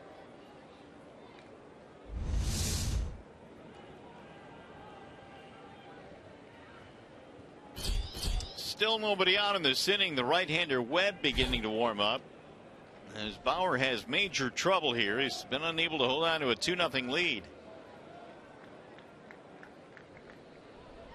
Bauer doesn't have the best body language out there. Even when they staked him to the 2-run lead really early in the game, it just doesn't appear that he has that great body and language out there. You know, I kind of noticed that about Salazar in that start that he made against the Tigers back in Comerica Park last week. I wonder if it has to do anything with maybe the success that some of the Tigers hitters has had against him. You never know, but not getting after it. And he lost in ball 4. That will load the bases with Tigers. You got Terry Francona pacing again in that dugout. A lot of base on balls issued to Tigers here today. They had quite a few in the first game today. Mickey Callaway marching out. Bauer now has walked 3 in this game. Maybe that has a little something to do with the fact that he doesn't feel all that comfortable against the Tigers. A .591 earned run average, hitting over 300 against them. Well, it's the bottom of the lineup right now that has done the damage in this inning.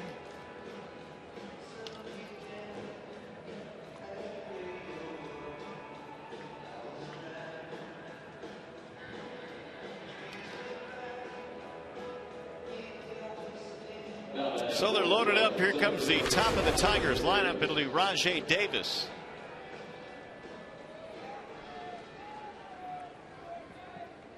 Avila, Machado, and Romine, your base runners.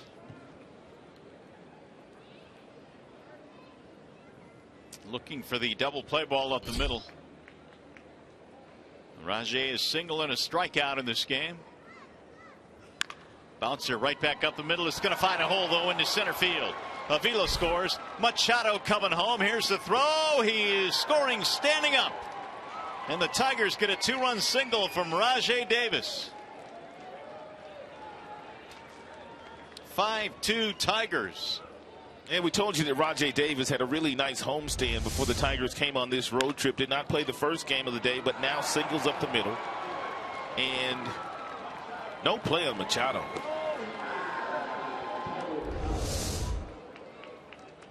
Two hits, 2 RBIs for RAJAI, 26 on the year. It's going to be it appears, for Bauer. Here comes Terry Francona. So Webb will be coming into the ball game, and Bauer unable to hold on to an early 2-0 lead. He will give way to the bullpen here in the 4th. It is a wall-side windows pitching change. We'll be back to Cleveland.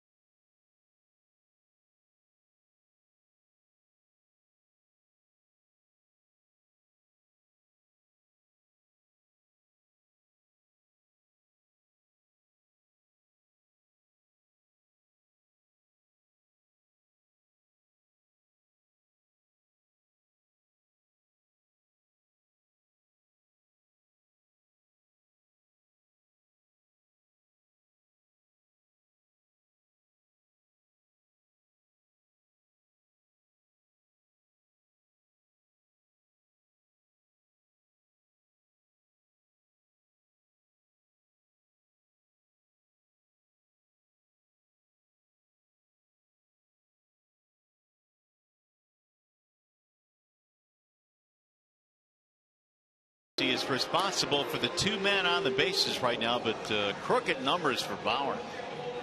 5 earned runs, 3 base on balls, 5 strikeouts for Bauer. The base on balls has been an issue for him.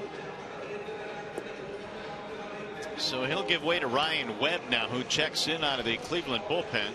Webb's had a nice year. 322 earned run average, pitching in his 35th game, 44 2/3 innings. Fastball tops out at about 93. Also has a slider about 83 miles an hour, and a changeup. Does not throw a curveball. The Indians have not recorded an out yet in this inning. 2 singles, a double, a walk, and a base hit.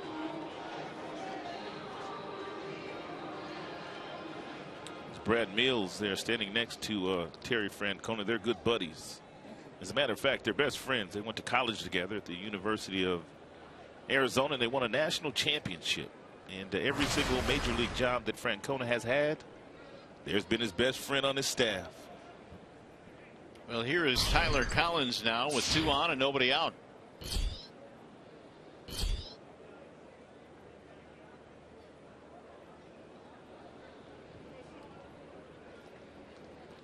Webb has been around with several different teams. Padres, the Marlins, the Orioles. In fact, the Orioles last year, 51 games out of their bullpen.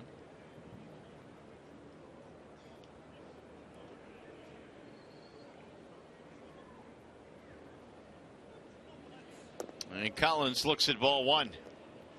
He's got a good sinker, and that's the reason why he's in the game. Terry's hoping that he can get Collins and to hit something on the ground.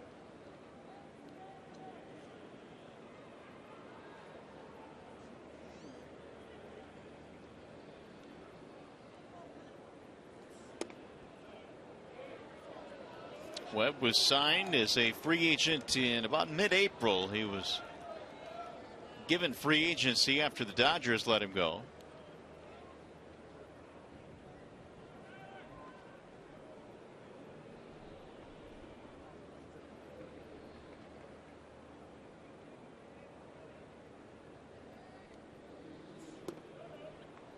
He's gone to 3-0 now on Tyler Collins. And this has the makings of a huge inning for the Tigers. They've already scored 3. And you got Miggy waiting on deck. Well, you wonder if Brad will turn Tyler loose here on 3-0 count. You know he's going to try to throw that fastball right down the middle. He'll take. It's 3-1.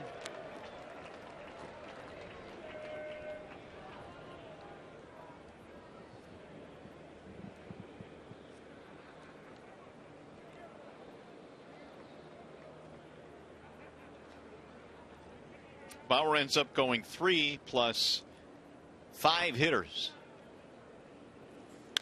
Right back up the middle into center field. That's a base hit. Here comes Romine around third, but they'll stop him, and that'll load the bases for the Tigers. Another bullet, and still nobody out here for the Indians. Just a really good at bat by Collins. He took the 3-0 pitch, knowing that Webb would have to come back with the same exact pitch. It was a two-seam sinker that was down, but he was able to hit it right back up the middle. And Dave Clark did not want to force the issue by sending Romine home there, not with Miguel Cabrera coming to the plate here with the bases loaded. The second straight at bat for Cabrera with the bases full in this game. And the Tigers in this one are 4 for 6 now with runners in scoring position. Much better than they were in the first game of the doubleheader today. And Miggy pops it up down the right field line, slicing back to the seats. That'll get out of play.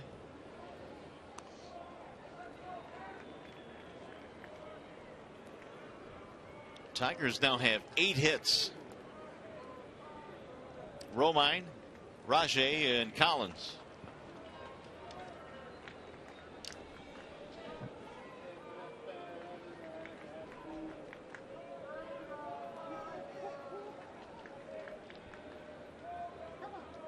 Seventh man at bat in the inning.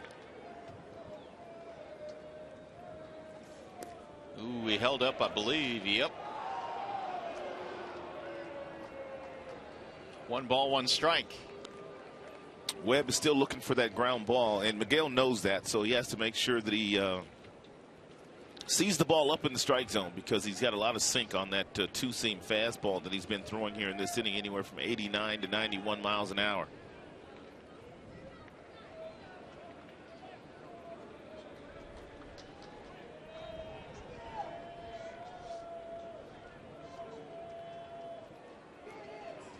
Swing and a miss by Cabrera. 1-2.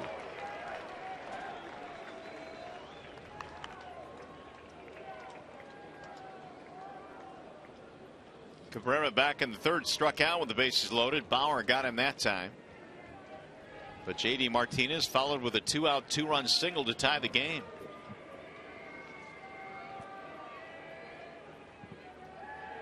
Here's the 1-2. Thought about it. 2-2. And Miguel went to his no stride approach there, as he does on occasion. When he doesn't want to jump out there too soon, he's just simply trying to put the ball in play. Giovanni Soto and Gavin Floyd warming up.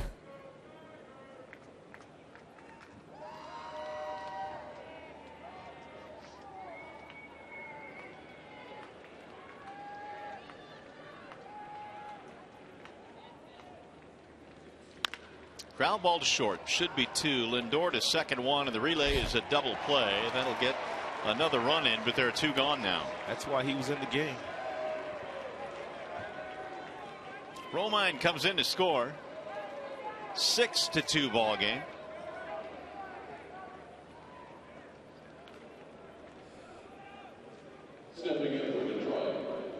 And that'll bring up J.D. Martinez. No RBI on the play for Cabrera.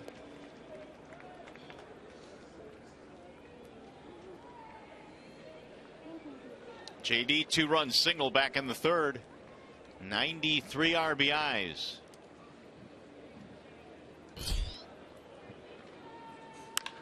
High fly ball right field. Again to the corner it goes. And Rayburn up against the wall. No, they're going to say he didn't come down with it. Rayburn tried to sell it. You see, he trapped it against the wall apparently. Not much of an argument there from Rayburn. Had he caught it, you know, he would be a little bit more animated. Ooh. Although it looks like he might have caught it. I think Rayburn knows you've got the replay, and maybe knowing he's flipping out, but here comes Terry Francona. I think they want to look at it. But you would think that Rayburn would be a little bit more animated, though. Yeah, you're right.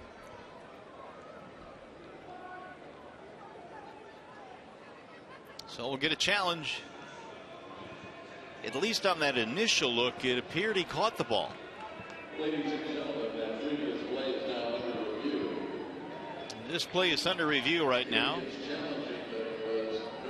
Dana DeMuth, the crew chief, and the home plate umpire will don the headsets.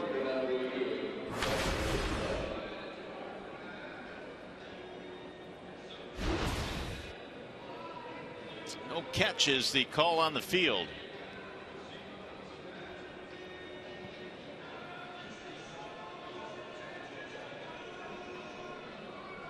Looked like he made a tremendous basket catch.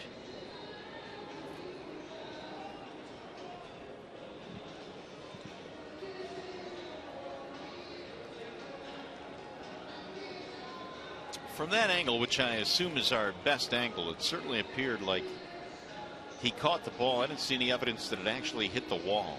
I didn't either. Or that it was trapped. So we'll see if the inning continues or if JD is out.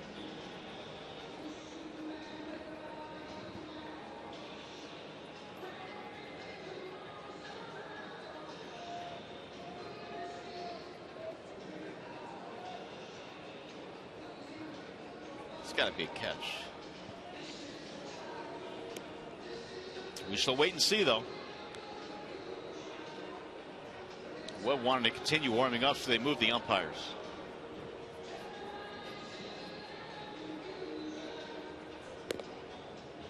All the players on the field are just staring up at the board, the big board here, and they're not being shown a replay of the play. But they will usually run it in the Jumbotron. Maybe they have a look that they could show that tells us otherwise, and that's the reason why they're not showing it. That could be. Because usually everybody shows the replays. Yep. But I'm not sure how much more clear you could get than that look right there.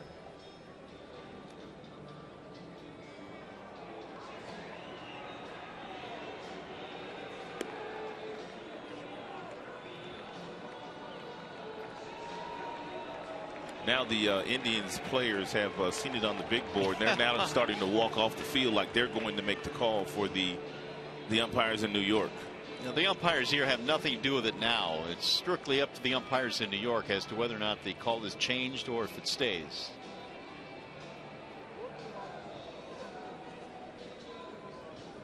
But even the replay they showed here, which was the same one we had, indicated that the catch was made.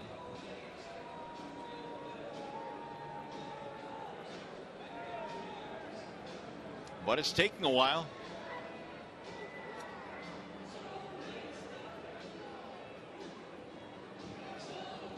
I mean, oh, does it hit the glove of the fan? That's what else you have to consider here.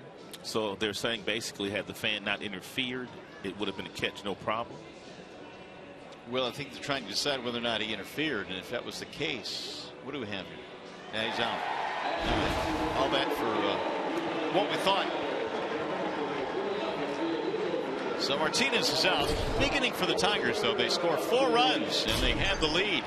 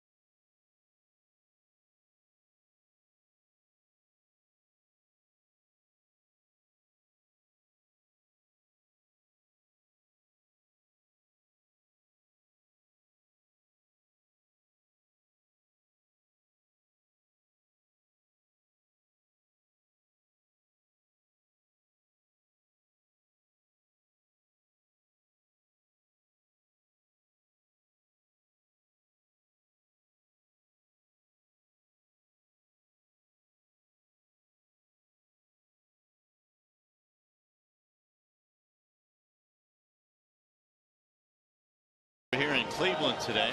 Tigers gaining their first lead of the afternoon, and now Drew Verhagen comes on at a Wallside Windows pitching change. He's been outstanding since coming up from the minor leagues. 11 games that he's been in this year, 15 in the third, 1.76 ERA. The walk's probably a little bit high for the 15 innings that he's pitched, but he's got a fastball that's been topping out at about 96 miles an hour. He's got a nice little tight slider and an occasional split-fingered fastball thrown by Drew.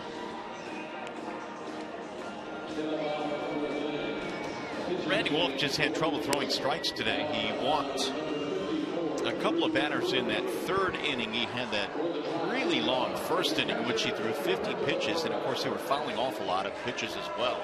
Had Randy Wolf been able to get through 4 innings today, and this would have been the 5th inning, I'm sure Brad would have sent him back out there to see if he could get the win, but he's already thrown a lot of pitches, and he wasn't going to pitch 2 more innings, so why not get the fresh arm in there against a lot of right-handed batters here today? And that fresh arm is Verhagen, and he'll face Roberto Perez to begin things off here. Perez, Martinez, and then Lindor. 6 runs on 8 hits now for the Tigers. 2 runs on 4 hits for the Indians as we start things in the bottom of the 4th. First one from Verhagen is low and away, 1-0. Drew's been good. He has really taken advantage of his opportunity here in September. That'll go a long way toward perhaps Verhagen being a part of the bullpen next year.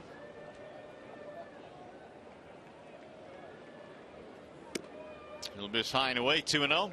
There's no doubt that he has pitched well enough to pitch out of the Tigers bullpen going into the 2016 season, but I don't think it's out of the question that he might not start again.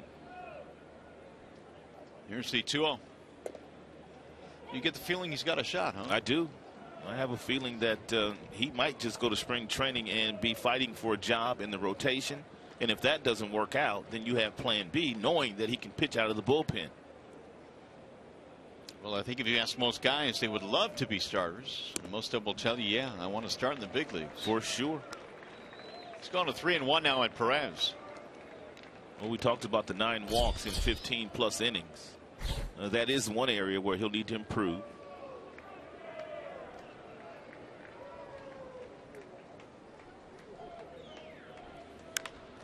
High fly ball foul down the right field line. 3 balls, 2 strikes on Perez. He struck out in the first inning that inning.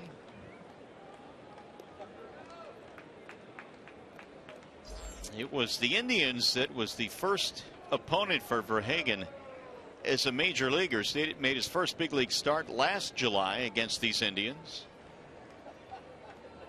Here's the 3-2. And he lost in ball 4. Leadoff man on. I was asking Brad a couple of days ago just how closely does he have to watch guys like Verhagen, Kyle Ryan, Buck Farmer, guys that were primarily starters in their careers down in the minor leagues, now pitching out of the bullpen. You know, how many times you get them up during the course of a game? How many days in a row can they throw?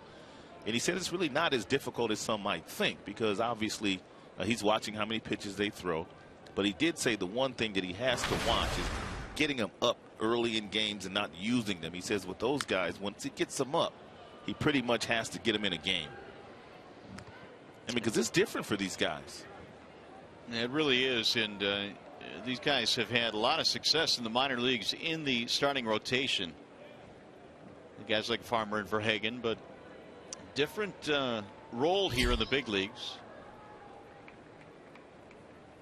And we really haven't touched on Buck Farmer. We did not touch on him on Friday when we got here, but he had an MRI in Detroit on that forearm, and they came back negative. He also had ultrasound, which were negative as well. So there's no structural damage as far as his elbow or whatever is concerned. So he's good to go, I guess, whenever they can calm it down again. Here's the 1-1, and it drops in for a strike. 1-2 on Michael Martinez. Brad also said that he would see another specialist here in Cleveland, which I'm probably sure he's already seen.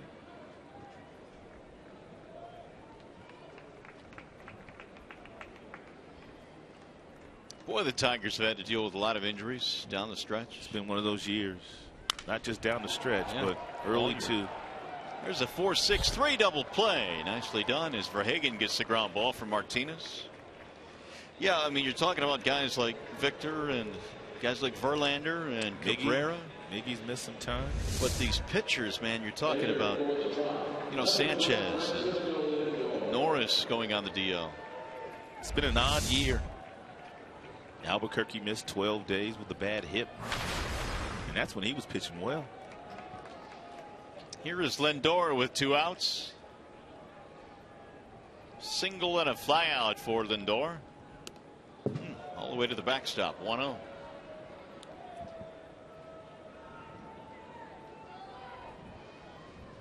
Well, the Lions game is over. The Detroit Lions, and if you're tuning in for the post game, that'll be over on Fox Sports Plus. They took it on the chin to the San Diego Chargers today. 33-28. Little chopper hit to the right side, and Romine throws him out. Nice play, and that'll be it for the Indians in the 4th. We go to the 5th.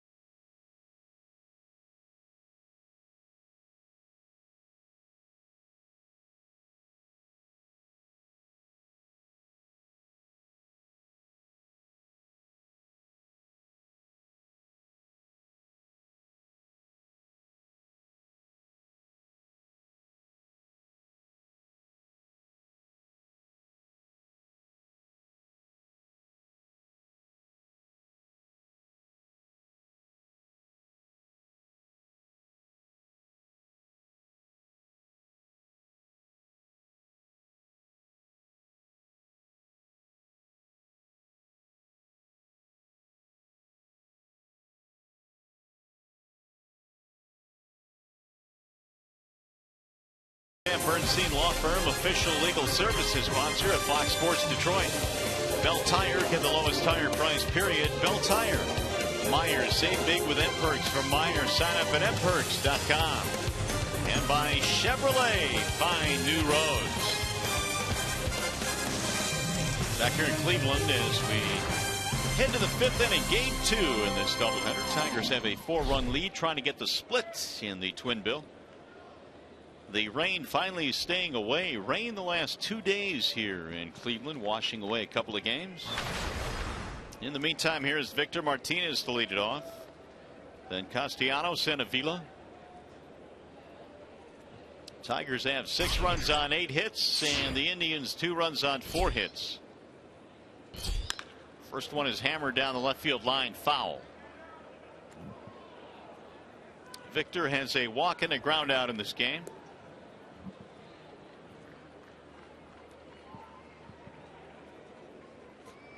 And shift always on, and for Victor Martinez, regardless of the opposition. And there's always somebody planted about 10 steps deep on the outfield grass in right field when he's batting left-handed.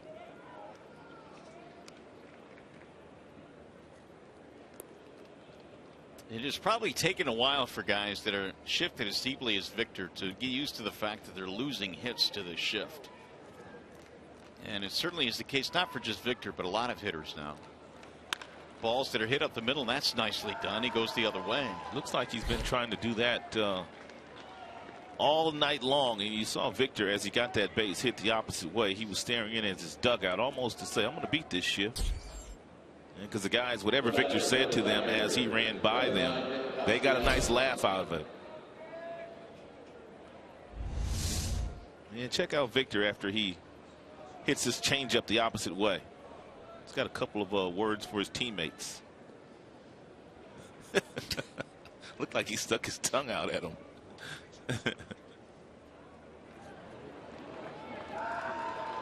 It'll get it started here in the 5th. And now Castellanos steps in. I have a feeling, Mario, that Victor can do that whenever he wants to, hit the ball the other way, because he has such great hand-eye coordination, but he just does not want to give in to that particular defense early in counts. He still feels like he can either hit the ball out of the ballpark or find a gap somewhere. There have been a few guys over the years that have been able to do that. Guys like Tony Gwynn and Rod Carew. Yeah, they were some of the best. Wally Joyner had a real nice inside-out swing, which provided him with a lot of hits up the middle and the other way.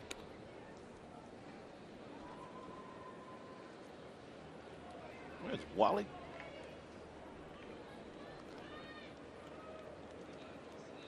Two balls and no strikes. Nick Castellanos.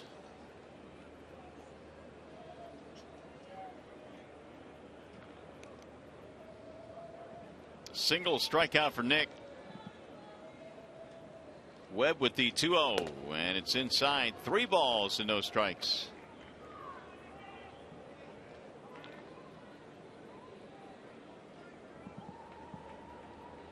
Well, there's more action in their bullpen. Austin Adams warming up. And Giovanni Soto.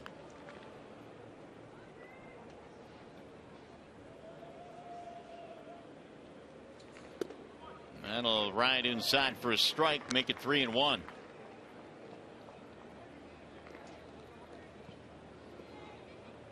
Webb has thrown 1 ground ball double play in this game already. That was when Miguel Cabrera was up last half inning. And on the year, he has thrown 8 ground ball double plays.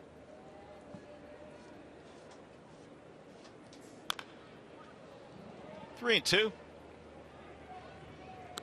Against guys like Webb, you have to have that same kind of approach that Victor had. You have to be willing to allow the ball to travel deep enough in the strike zone that you can create the kind of bat angle which would allow you to hit the ball the opposite way. If you're trying to be too aggressive against a guy like Webb, who keeps the ball at the bottom of the strike zone, you're going to pull it into the teeth of the defense on the ground every single at bat. It's a huge hole on the right side for Castellanos between first and second. Victor on the move as it's fouled back out of play. And Brad trying to stay out of another potential double play situation by starting Victor.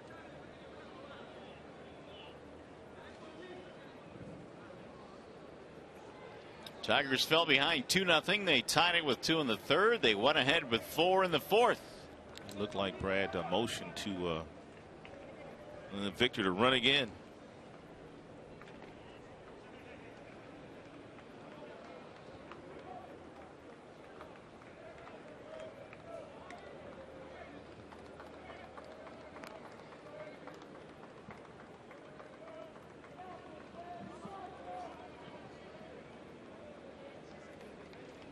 Webb came on in the 4th inning.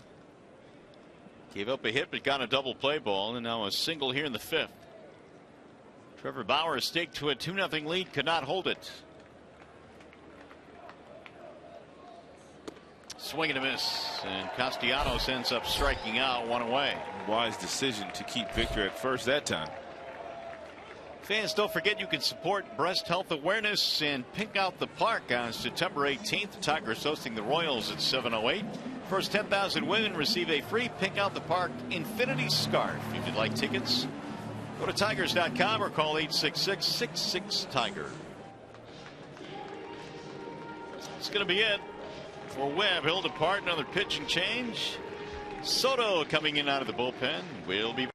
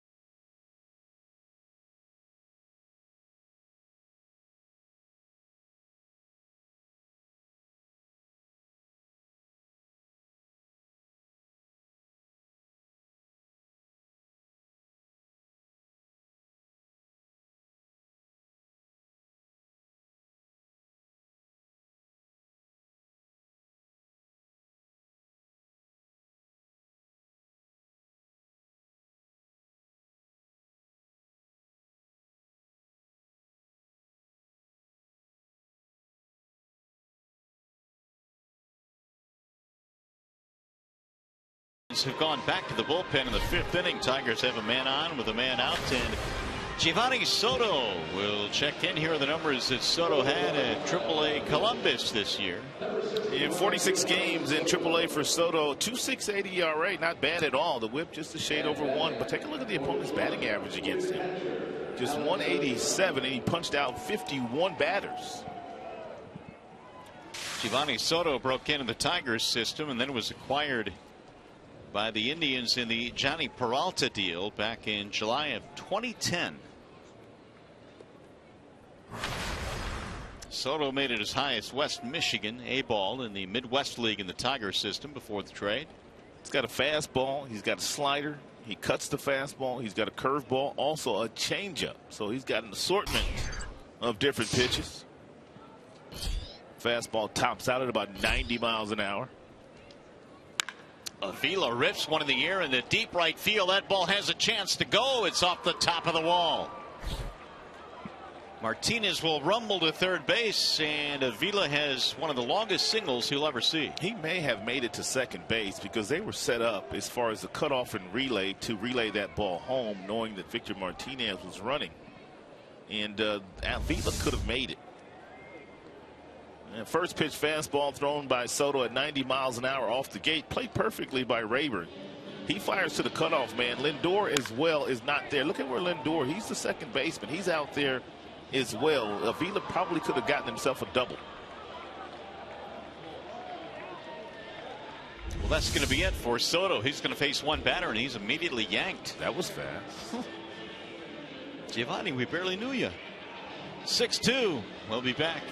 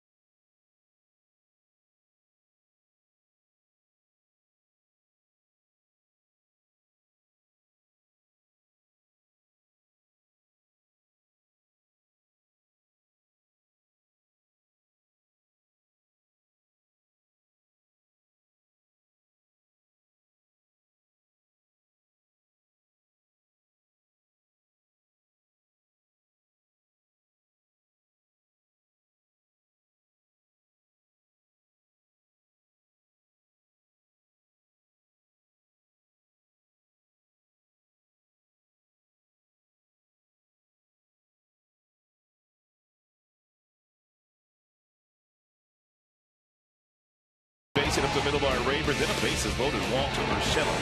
The Tigers, they got it going in the third inning. JD Martinez with a big knock. He drives in a couple.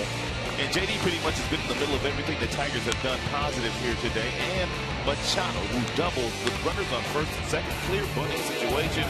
Brett Ausmus let him swing away. He doubled. He drove in one. And then RAJAI Davis also drove in a couple. So it's a nice offensive output here today in the second game of the doubleheader.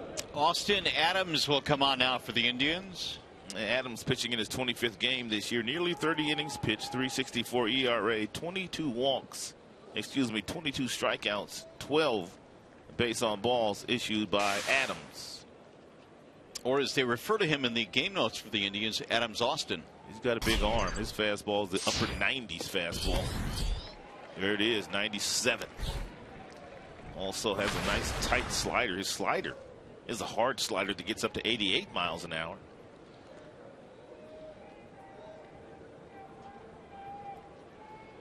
Two hits for Machado in this game, a single, a double, and an RBI. Swing and a miss. And the Indians have some guys, man, that can really throw that baseball. 4 of their starters have 95 and above fastballs. Their closer throws 95. McAllister throws 95. And this guy here throws above 95 miles an hour. To the second baseman. There's one. Really not going to be in time. That'll get a run in. Taylor made double play to AVILES, the second baseman, but he lost his footing and could not get the feed to Lindor, and that allowed Machado to beat it out and to drive in another run. Second big league RBI for Machado. That should have been a double play as hard as it was hit. Oh, no doubt. So the Tigers now lead 7-2. That'll bring up Andrew Romine. 7 runs on 10 hits for the Tigers.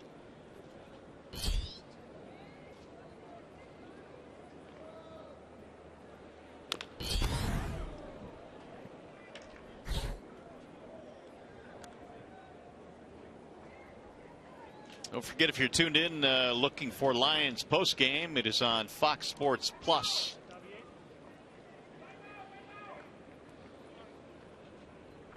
Get all the recap and all of the information about the Lions' loss to the San Diego Chargers. Apparently, we've got an issue now at first base as Kevin Rand comes out.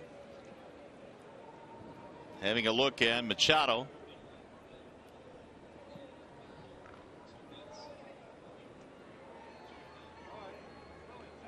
I'm going to take him out of the game.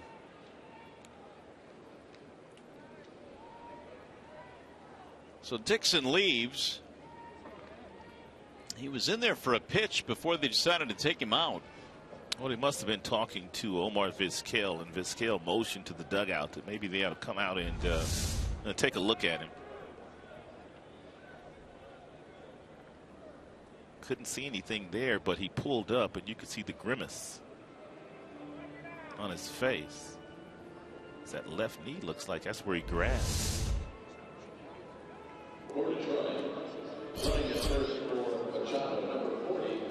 So it's going to be Josh Wilson to come on a pinch run.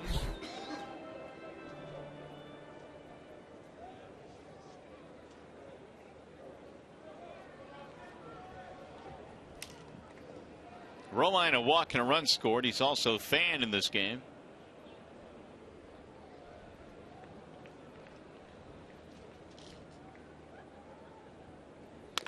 Bouncing ball to short. Lindor has it. His throw just beat him at first base. That'll take care of the Tigers, not before they get another run. Extend their lead to 7-2. Tigers baseball presented by Bell Tire.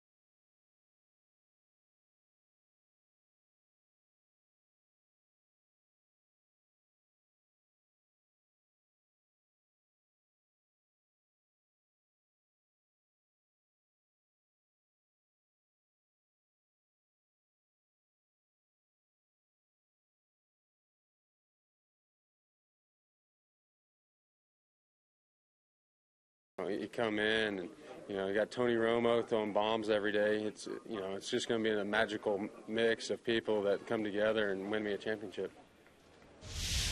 There's a little bit of confidence there. How about that? For Alex Wilson, a magical mixture, huh? Well, he does have beast mode. It's that time of the year. Even the Tigers enjoy, like most major league clubs, big league ball players love that fantasy football. And that is Alex Wilson loosening up there, and he's pretty confident he's going to come away a winner this year. 1 ball, 1 strike on Mike AVILES as we get it going here in the 5th inning. AVILES, Santana, Rayburn. He said Tony Romo throwing bombs every play. Yeah, Marshawn Lynch and Tony Romo. I mean, those are 2 pretty good fantasy players, but it's not like he's got it on lockdown. Romine will take over at short now. Wilson at second. Castellanos fields that ground ball and throws out AVILES. 1 away in the 5th inning. There's Wilson getting the chance now to play some second with Machado out of the game. We will wait for word on Dixon. Here's Carlos Santana.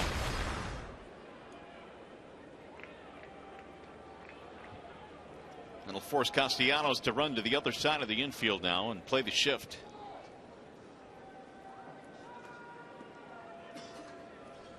Single and a ground out for Santana.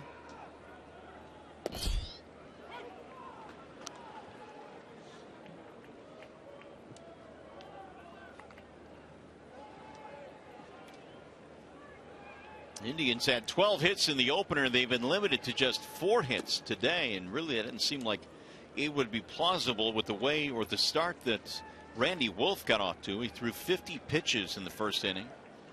Gave up a couple of runs, but nothing after that for the Tigers staff. 1-2 on Santana. Pretty good for Randy Wolf to weather that storm of the 1st inning where he needed 50 pitches to get out of the inning.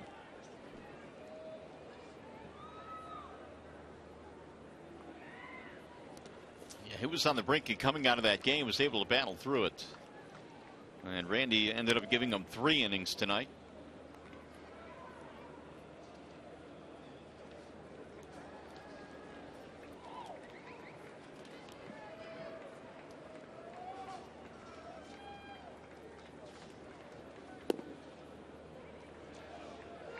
Meanwhile, Drew Verhagen came on in the 4th inning, gave up a walk, but got a double play. He might just get his first major league win here tonight. Here's the 3-2. Did he go? We did not. It's a walk. 1 out, base on balls. The 2nd walk issued by Verhagen. Now hitting for the try, the right fielder, Ryan Rayburn. Bring up Ryan Rayburn.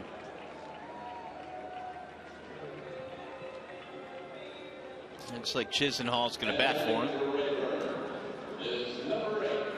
Well, so much for Rayburn. Chisenhall to pinch hit.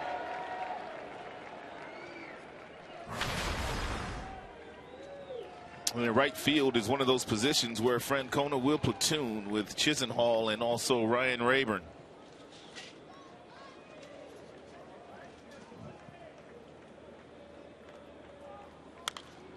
Fouled away 0-1. Chisenhall started in right in the opener and had a walk and a run scored. It's one of the things that you must do when you come off the bench cold as a pinch hitter. If you get that first pitch fastball, you need to be swinging at it. You got to give yourself an opportunity. 3 for 9 as a pinch hitter with a couple of RBIs. Those came against the Tigers. That misses low and got away from Avila, but not far enough.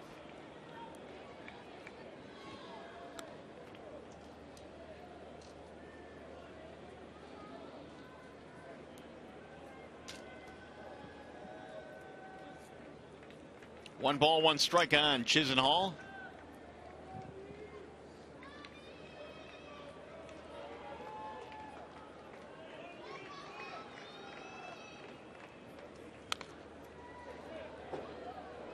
One and 2.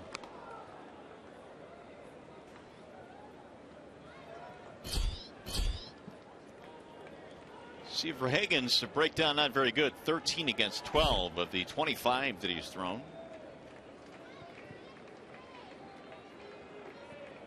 Ground ball right here could take care of that. The 1-2. There's the bouncer to first base. And Victor bobbled it, so he's going to take only the 1 out at first. And Victor couldn't get it out of the glove. And wisely decided not to force the issue, just take the out. And Tigers have a 5-run lead.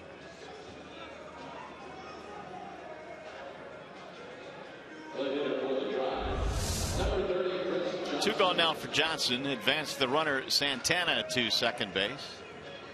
I'm still not getting into that look. That's just, those pants are too high. They're too high? They're just too high. I mean, when they're above the knees, it looks like he's wearing shorts. And they are way up there. Here's Johnson. And he takes ball 1. A nice little 75-mile-per-hour curveball there thrown by Drew. Fastball gotten up to 93, 94.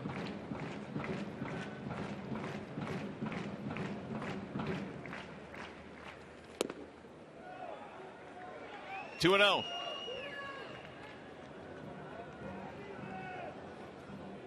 Walked his last time up.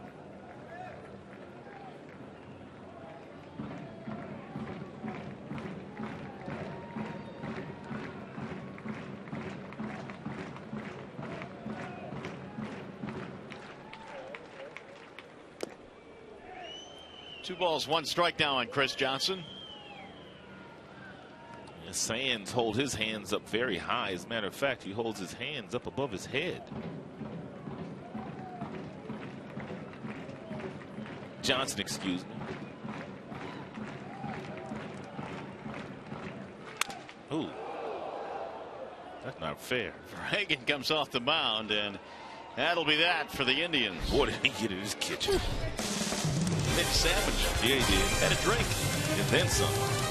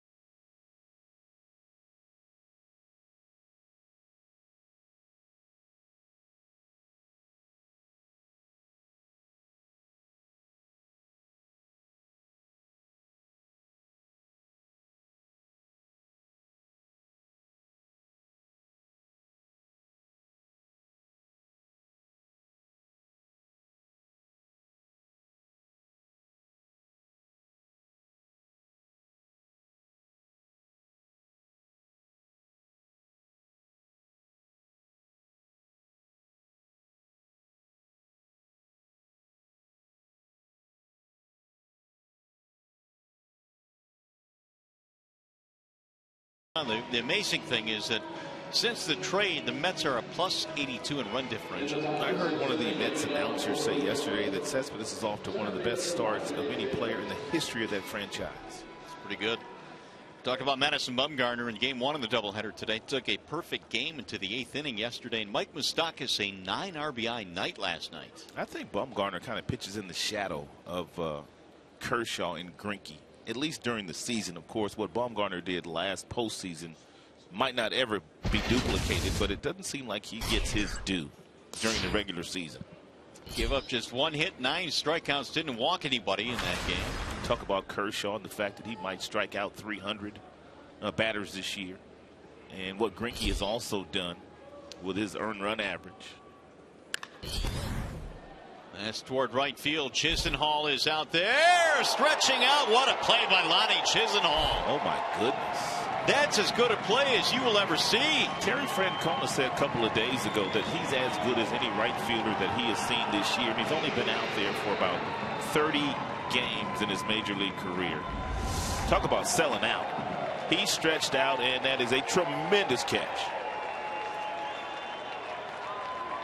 So the third baseman turned outfielder turns in a sparkling play to RAJAI Davis. And he just came in the game, so you know he's not really loose as far as the legs are concerned. One out here in the 6th inning. He robbed RAJAI Davis of his 10th triple of the year. That's fouled back out of play. Tyler Collins has a single and a walk.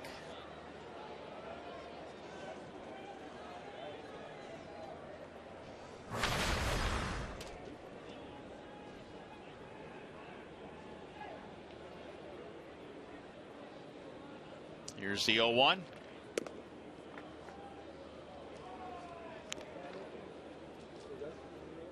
Well, among American League right fielders, I mean, Lonnie Chisenhall is right up there with 11 defensive runs saved. JD's on that list as well with 5. Fouled back. So even though he's only been out there for 30 games, he has saved more runs than guys that have been out there all year. That's the way it appears. 15 is considered a really good Gold Glove caliber type outfielder. Wow. He's got 11.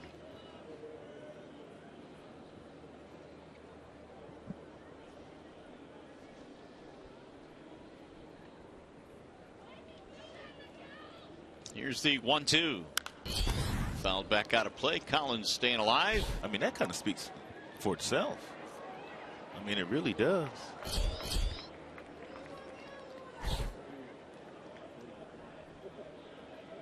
Adams came on in the 5th inning.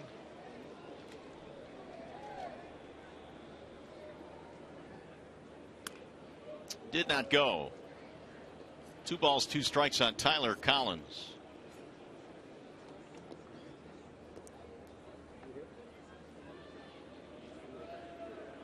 And boy's gonna sleep good tonight. And you and I too. I will vouch for that. There is no question.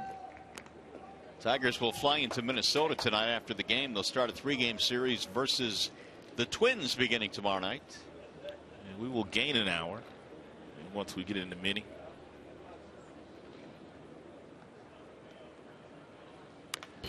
Little pop-up foul back out of play. One of the nice things about travel is that if you can play a Sunday day game, you get to your next destination just in time for maybe a nice dinner and then relax a little bit. Get some shut-eye. Yeah, that's always a positive. And when you play those Thursday day games and you travel, or a Sunday game and you travel. Tonight, get a little dessert. That's about all we have time for. 3-2 the count stays. Collins. And then you got to be in that gym in the morning so we can break even. Yeah, tomorrow might be an off day on that gym thing. I don't even believe that. You've been grinding it out pretty good here lately. Yeah, I have. I say that, but I'll be in there tomorrow probably. And again, the 3-2. And he walked him. Ball 4.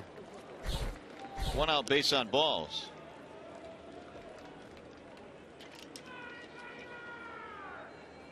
It's going to bring up Miguel Cabrera now.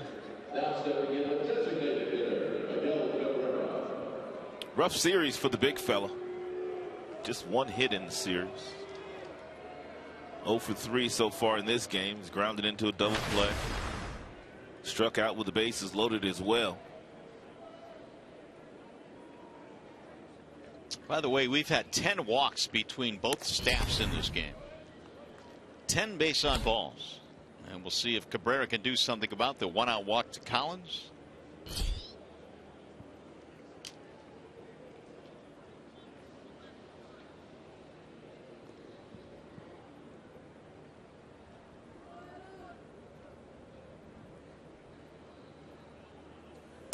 Miggy swings and misses. They've thrown him quite a few fastballs upstairs in the strike zone, and he's swung through quite a few of those. I was going to say, because he came into this season series, and especially in this ballpark, just hammering the baseball. But what have you seen in this series that has been so different? Well, they've been attacking him with a lot of fastballs, and a lot of the fastballs have been up in the strike zone. And they've been able to throw him right by him. Bauer did it last time up. Bauer threw 3 fastballs by Miggy. And this guy's got a little bit more giddy up on his heater. His gets up to 97, and he's thrown 2 by MIGUEL.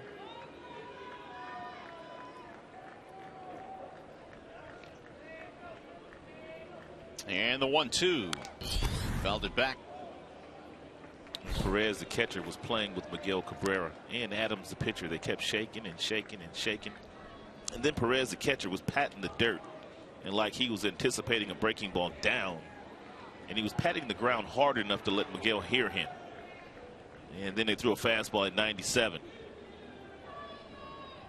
And the games that these guys play with one another. Lifted in the air to center field, and Martinez will get over there to make the play. So Miggy's struggles continue in this series. 2 down.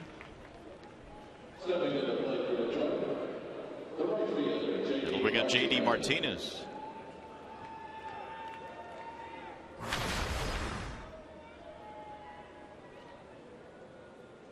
J.D. a big hit early in this game, 2-run single. What made it big was it came with 2 outs. Bauer looked like he'd wiggle out of a jam.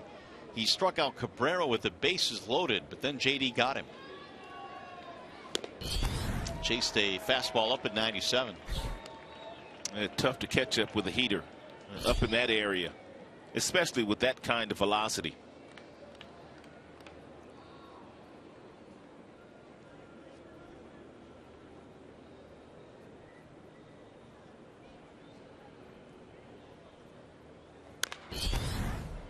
Oh, 2 on Martinez.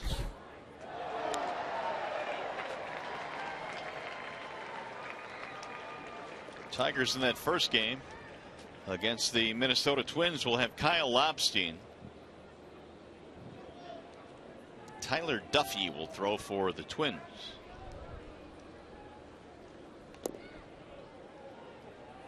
Did not go.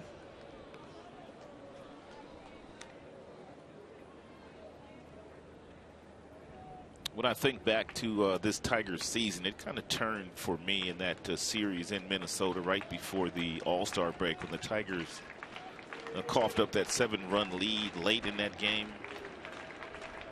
Just seemed like they really hadn't gotten on track since that point. Pulled on the ground at third, and it's going to whistle by Urshela down the line. Watch your lips. Collins headed to third, now headed home, and Tyler will come in to score. Martinez ends up at second base, and the Tigers have an 8-2 lead. Yeah, that ball was absolutely smoked by J.D. Martinez and had a lot of top spin on it and jumped right over the glove of Urshela.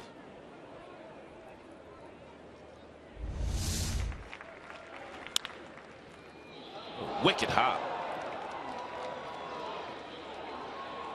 You know, bobble as well down in the left field corner by Sands, and that allowed Collins to come all the way around and score. It's a double and an RBI. So JD has 3 runs driven in this game. Tigers now lead 8-2.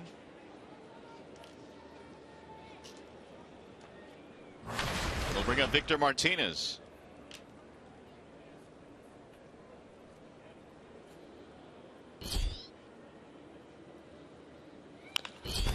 Fly ball. Shallow left field. Sands comes in to make the catch, and Martinez is out. So are the Tigers. They add 1 more run as we go to the bottom of the 6th.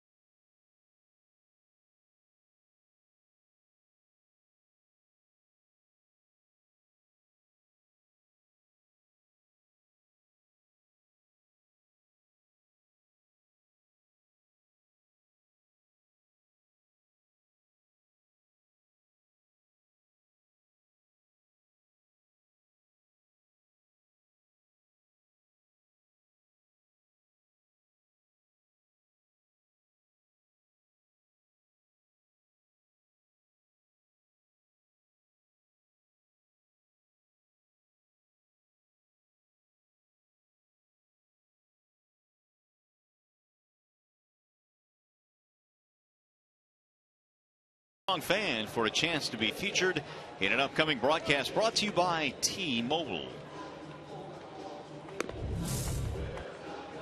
Neftali Feliz is coming out of the Detroit bullpen.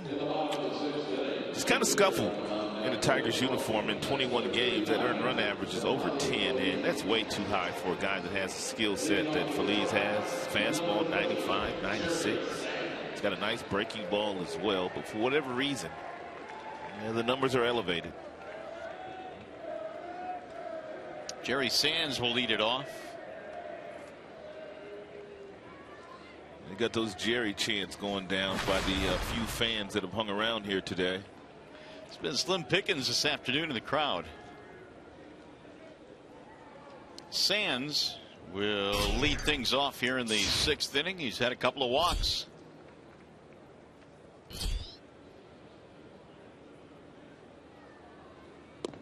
And Feliz missing low, 1 ball and no strikes.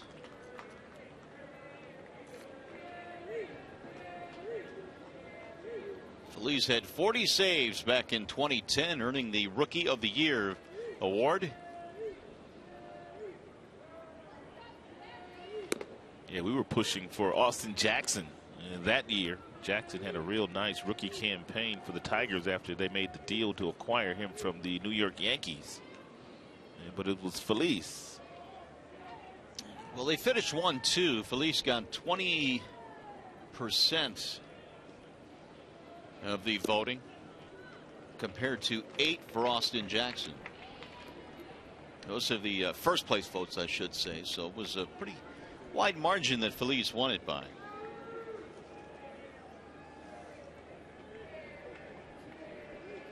Two balls, 1 strike on Sands.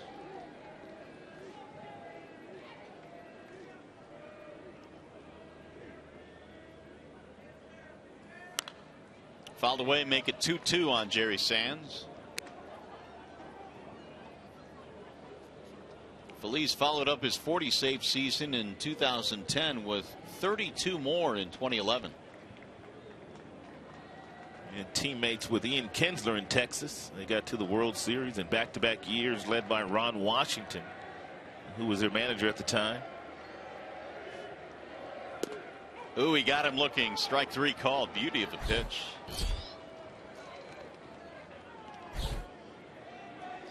Fans, don't forget you can follow the Tigers wherever you are with MLB.com at bat, the #1 app for live baseball. At bat is up to the moment, at any moment, with in-game highlights, live look-ins, replay reviews, radio broadcast, StatCast, and more. Get MLB.com at bat for your smartphone or tablet.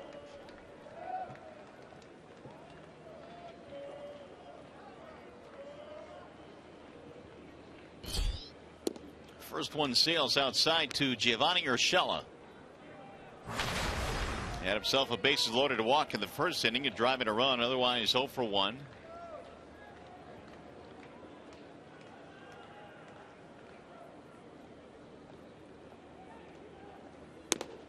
Fastball missing high and away. It was Urshela's arrival at third base that pretty much moved Chisenhall out of there, and he went down to the minor leagues, learned to play outfield, and now he's back in the big leagues in right field. But I think they feel Urshela can be a good big league player. One thing that we have seen in this series by Chisenhall is him makes a couple of really nice plays. We brought up that one play earlier in the first game where he came all the way from his right field position, applied the tag to Ghost, and then threw the ball home to get Andrew Romine. But you're right, Urshela can really play some third base. They're just hoping he can hit a little bit more. And if he does, he'll be a starter. If not, he'll have to find another way to stay in the big leagues.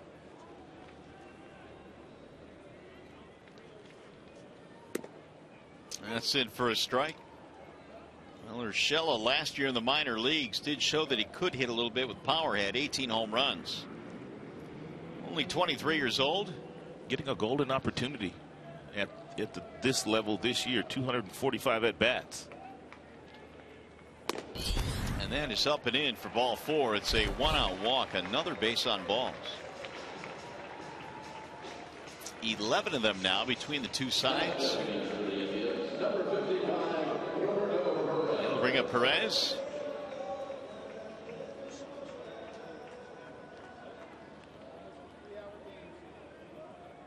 Tigers trying to get a split in this doubleheader after losing the opener 7-2. They lead the nightcap 8-2.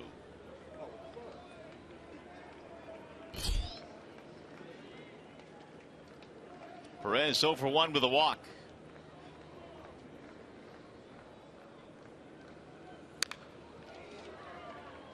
Oh and 1.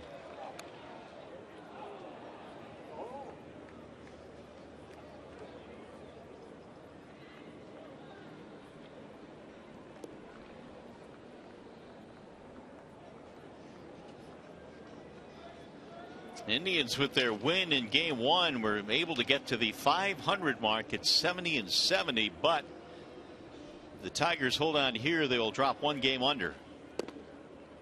That's in for a strike. That's that same breaking ball that he was able to freeze Jerry Sands on to get a strikeout, the first out of this inning.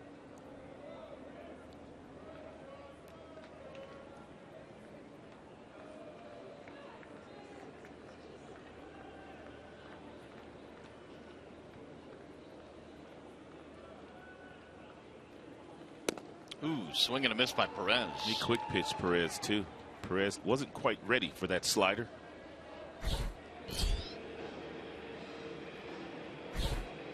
For the Tribe, the hitter is number 1, Michael Martinez. 83-mile-per-hour pitch. Just enticing enough for Perez to go fishing. With 2 outs, here is Michael Martinez. Double play, strikeout for Martinez. 0-1.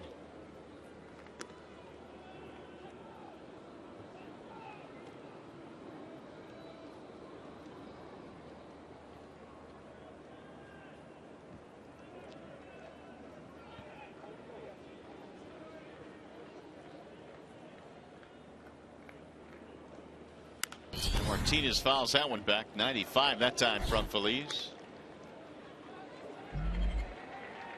And there was a time where Phillies had that fastball that would get all the way up to 100 miles an hour. Had Tommy John surgery a few years ago.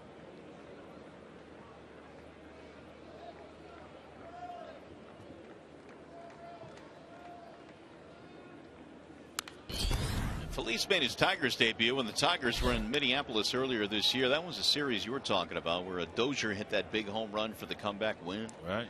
And that was even the game that I think Brad pointed to. Somebody asked him, what was the turning point this year? And he said, well, I don't know if you can point to one game, but certainly the game where Dozier hit that home run. It was tough to bounce back from that.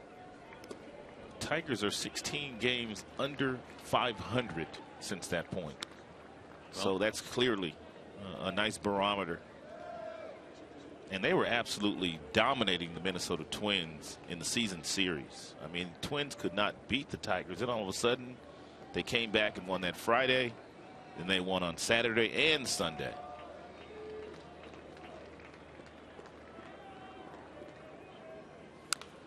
Little pop-up foul back out of play.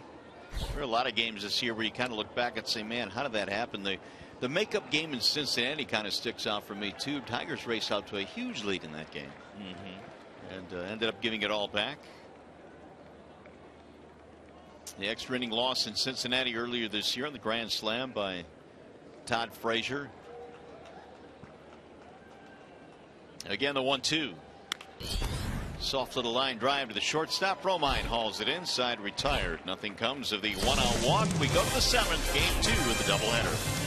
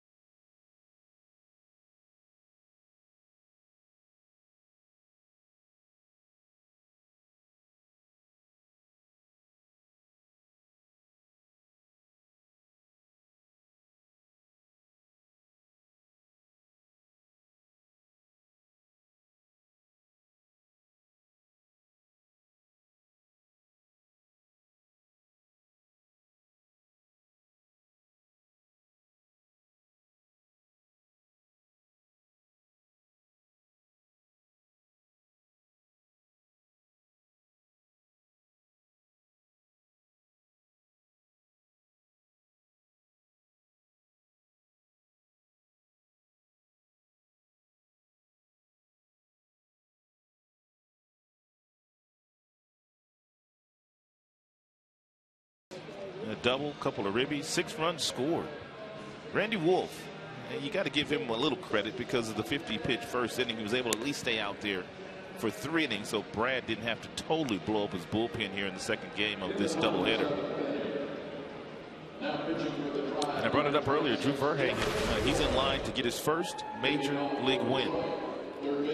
Here is the veteran Gavin Floyd, who is working out of the Indians bullpen these days. Yeah, just off the disabled list on September 1st. It was a 60-day DL. And we saw him last weekend. Floyd used to have a fastball that got up to 97. I mean, he had a tremendous 12-6 curveball and a good changeup and a cutter. No longer has that same kind of stuff. And he was younger. He had one of the better arms in the American League when he was pitching for the Chicago White Sox. And a bouncer back up the middle. That's going to find a hole. A leadoff single for Castellanos here in the 7th. Nick don't miss them first pitch fastballs. Very rarely. He does not miss them. His second hit in this game. I'll bring up Alex Avila. Gavin Floyd coming off a fractured elbow. That's what put him on the DL.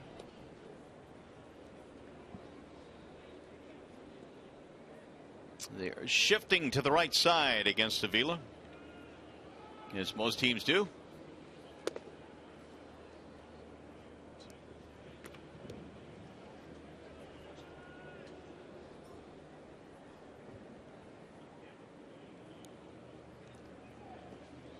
Mike Aviles has moved to the shortstop position from second base. Swing and a miss. Lindor's out of the game apparently, and yeah, Jose Ramirez is in now to play second base. Those are your changes defensively for the Tribe.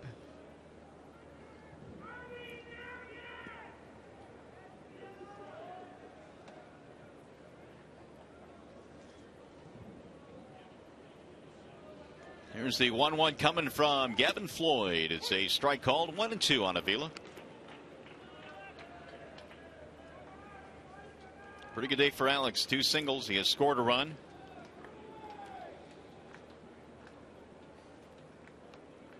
Two of the 12 Tigers hits in this game.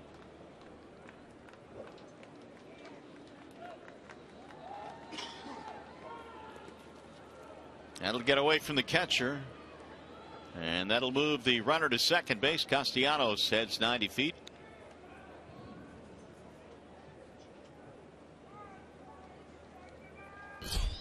Wild pitch.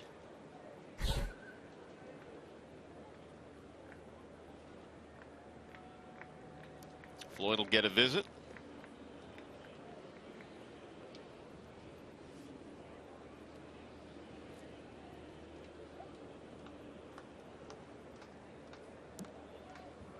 Floyd had been out of the major leagues because of the injuries for over 14 months before he returned this year.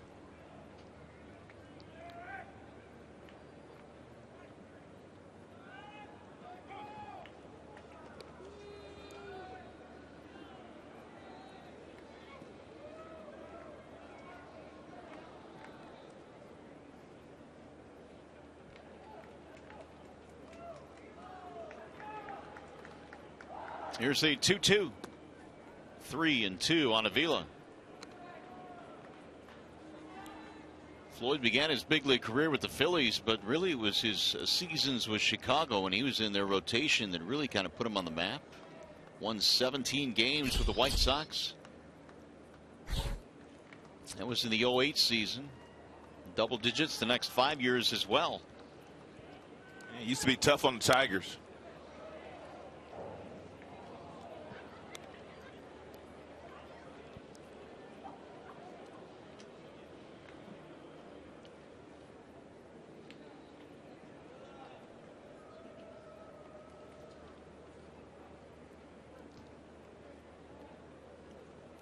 Full count on Avila after the leadoff single by Nick Castellanos.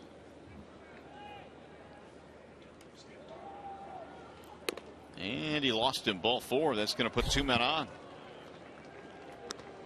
And Menards brings you the big money encounter. Drew Verhagen came in on the 4th inning. He pitched the 4th and the 5th. He's in line to get his first major league win. He's been outstanding, really, out of that Tigers bullpen all year long. Really his only blemish, or the only thing that you'd like to see him improve on, is his base on balls. He walked a couple more here today, but they didn't come back to haunt him. He has just done a marvelous job out of that Tigers bullpen, and primarily he has been a starter his entire minor league career. So some smiles on that bench here in game 2. Is that Mike Maroth there to the left? That is Mike Maroth. Oh, Mike Maroth's up with the big club. Yeah, he's been up for a couple days now. Haven't noticed him in the locker room. He's like that rookie. You know what I mean? You just kind of hide. You know, you're seen, but you're not heard. Boy, Mike has not changed a bit since he pitched here. He's done nice work in AAA with those pitchers down in Toledo. What a class guy, Mike Maroth. No doubt. Got a wonderful family. His wife, Brooke, and their kids. Josh Wilson getting his first at bat. Machado was taken out of the game, and Wilson came in. I don't know what they're talking about, but whatever it is, it's pretty funny. They're getting a lot of laughs down there.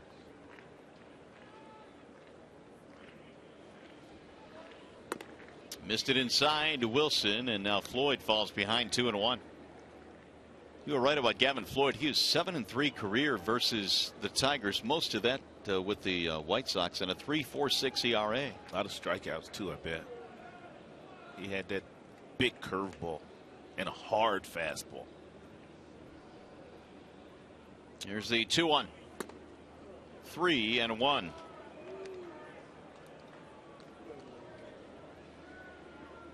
Made 20 starts against the Tigers.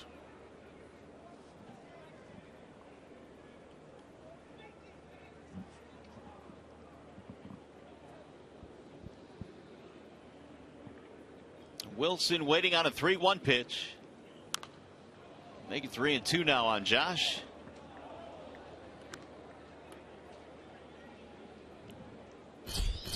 Romine waiting on deck.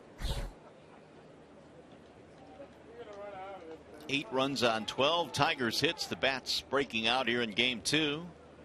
Big 4-run 4th inning.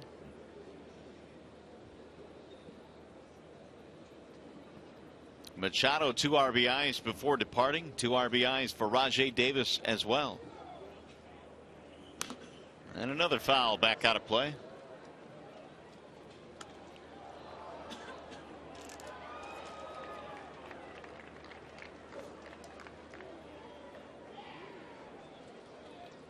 Floyd about to throw his 15th pitch and has not recorded an out yet.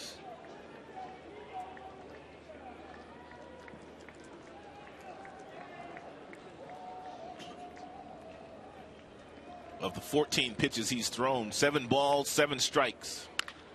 Hit hard to the shortstop. Nice backhanded play of AVILES. They'll go to second and turn it for the double play. That really was a nice pick. 2 gone runner at third. Mike AVILES with the backhanded play to begin it. Ball hit sharp by Wilson. 1 hopper to AVILES. And thought about throwing the ball overhand to Ramirez, the second baseman, then thought better of it, and he underhanded it to him. But it was a firm underhand feed, able to turn it over.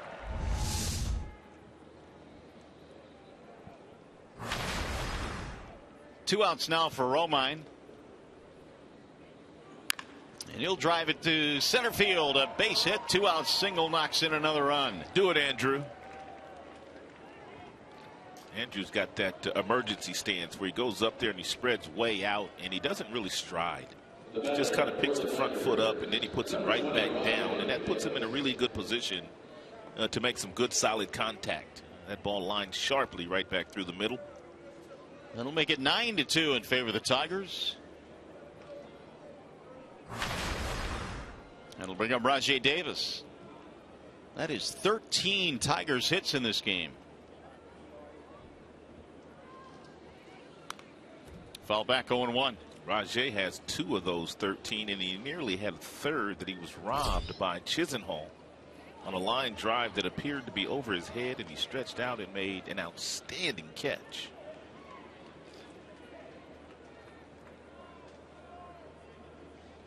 As a matter of fact, not the last time we're going to see that catch today. No, probably not. 0-2 on Davis.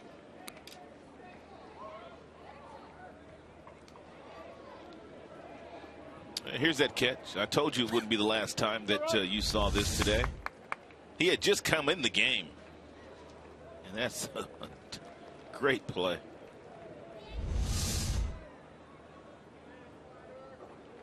Oh, 2 on RAJAI. Swing and a miss. Down he goes. That'll end the inning. Tigers get another run, though. We are headed to the stretch with a 7-run Tigers lead.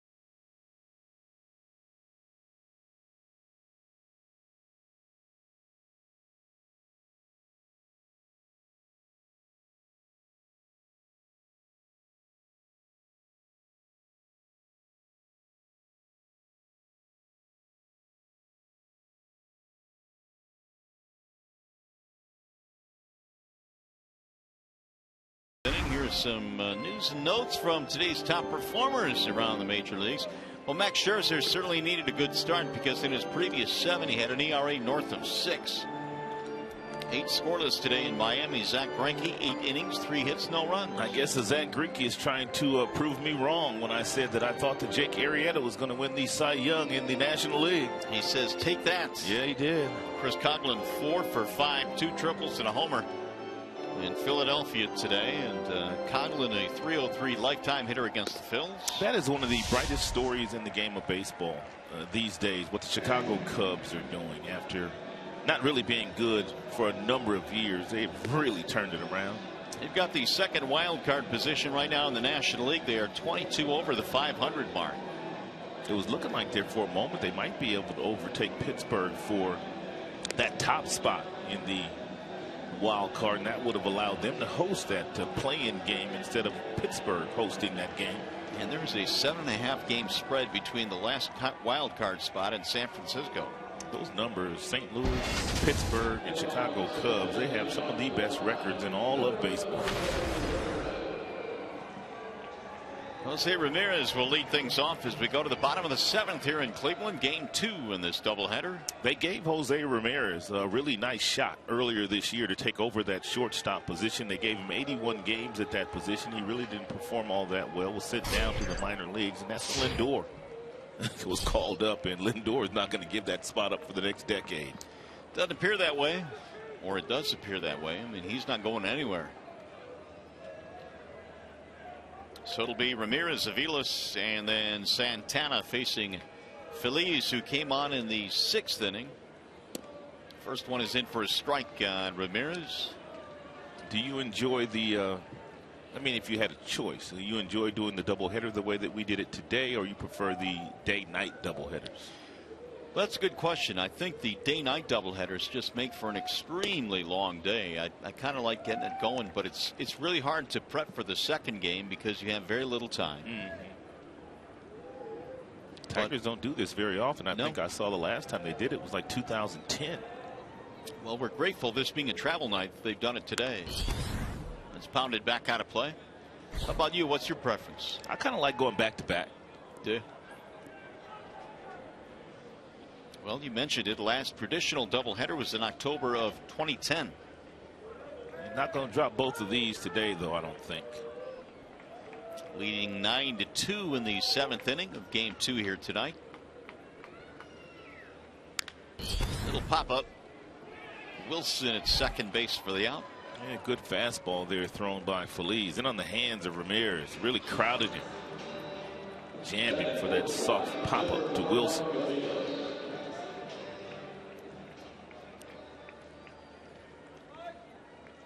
Now Mike AVILES.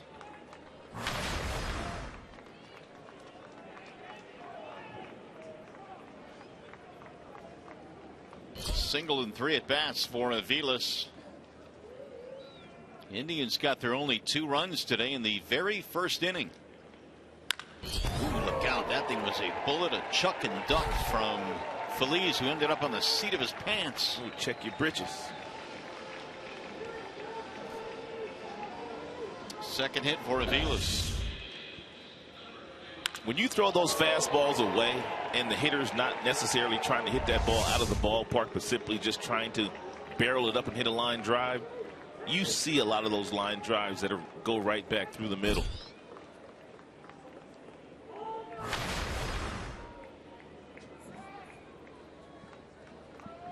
Now Santana.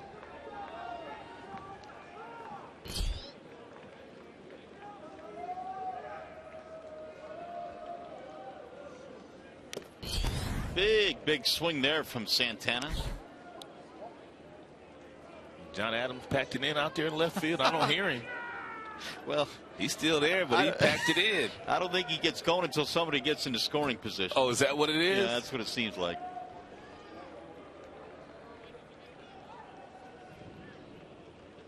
Here's the 0-1 pitch.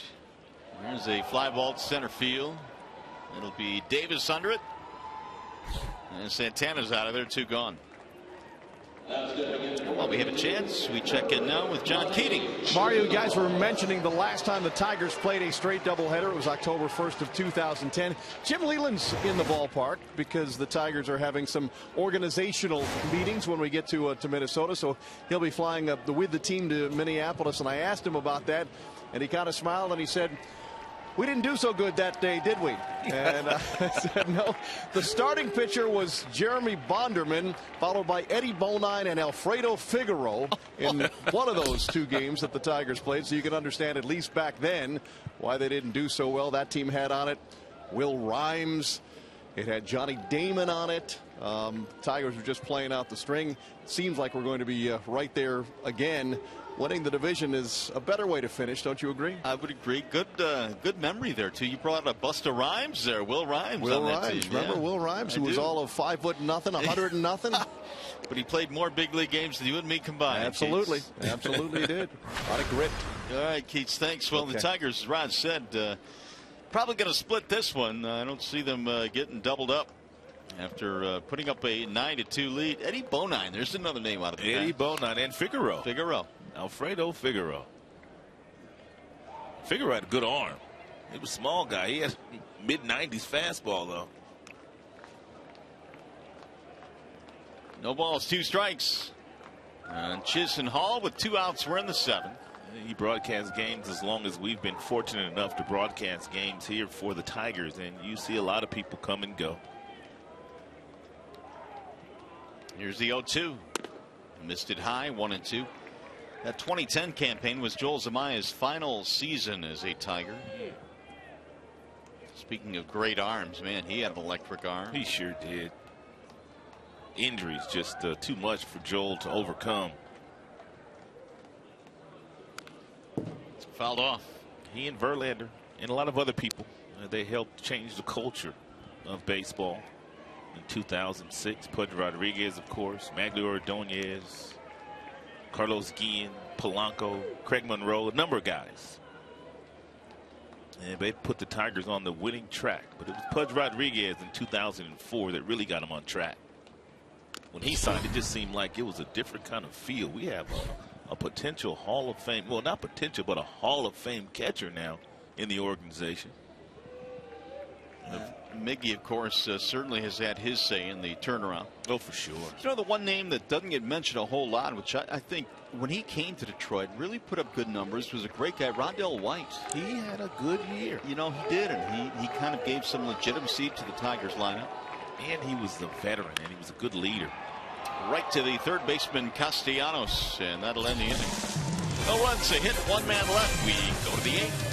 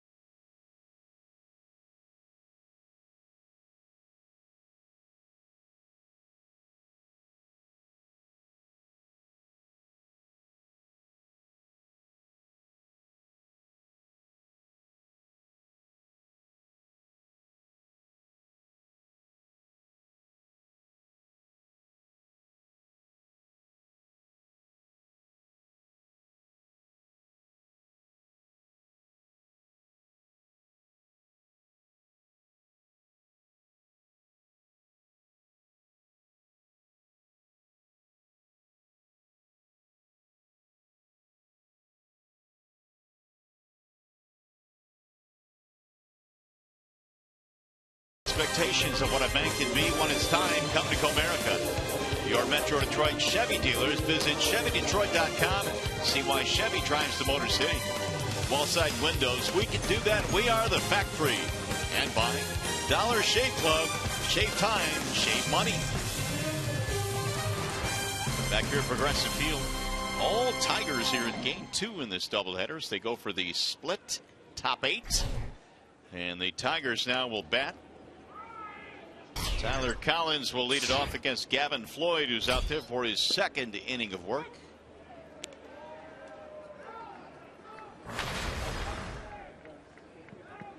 Collins has had pretty good games, been on base 3 times, couple of walks, a single, a run scored, and he looks at a ball low, 1-1.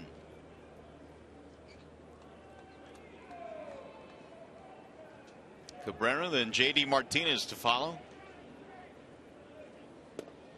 That's it for a strike. 1 and 2 on Tyler. That's what Floyd used to do a lot of, but he used to throw that breaking ball right there at about 86, 87 miles an hour. And I mean, it really fell off the table. And he threw that fastball and that breaking ball from the same arm slot, the same window. And you couldn't really differentiate whether it was the fastball or the breaking ball.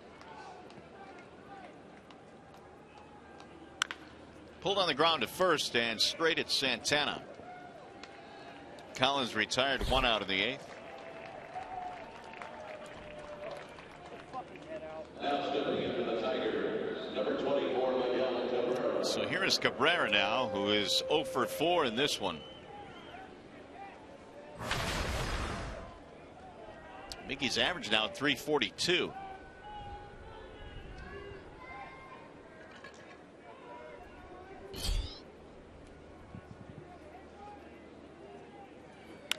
Bouncing ball, third base side. Tough short hop pick by Urshela. And there are 2 gone.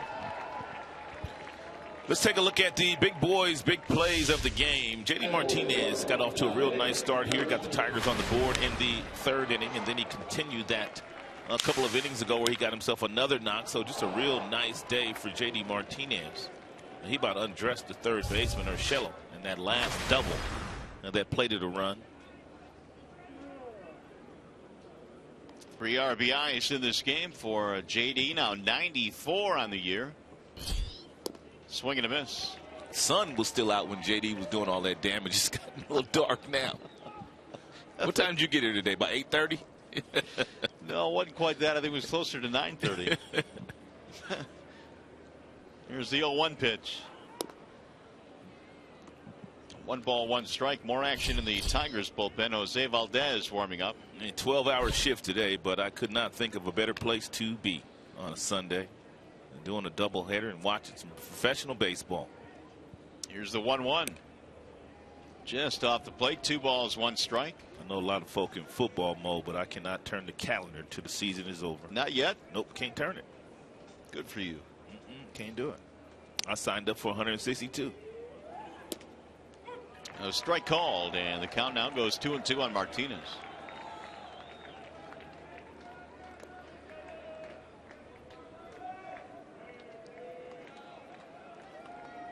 Floyd about to throw his 30th pitch here in relief. And here it is. It'll get back out of play. Well, if you're a fan that has remained here for the latter part of this doubleheader game, you got a pretty good shot at getting a foul ball now. Yes, you do.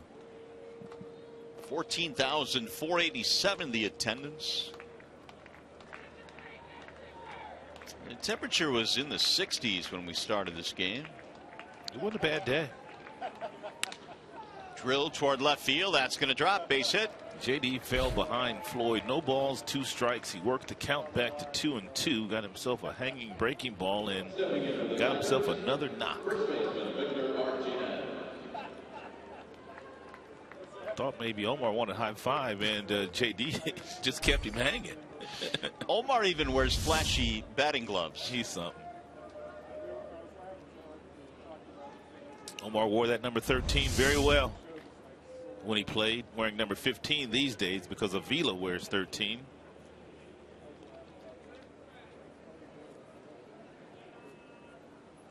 That'll give Victor a chance here with 2 outs. He looks at a ball outside. 1-0. On base twice in this game. Martinez single and a walk.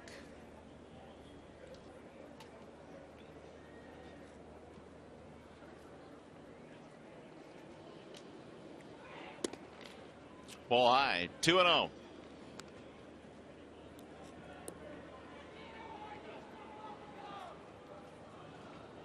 Castellanos would be next if Martinez is able to keep it alive.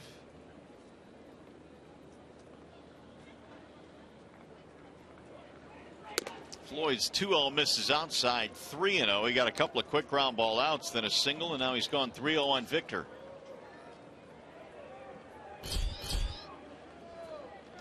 And Victor will not be swinging. And 3 balls, no strikes here. Top half of the 8th inning with the team ahead by 7 runs.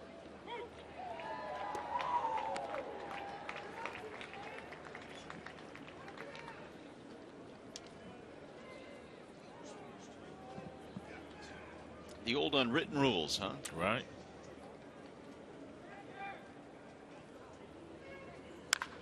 Pulled foul.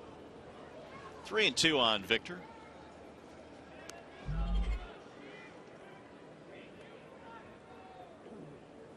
Tigers have badly out-hit the Indians in this game 14-5, and they lead 9-2.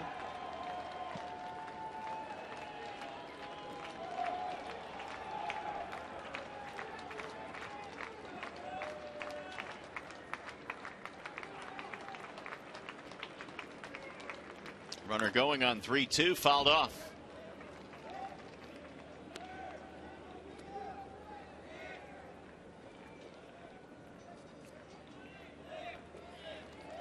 Tigers trying to get their 65th win of the season. After dropping the opener, they came in at 64-77. Certainly not where most expected, especially everybody in that clubhouse.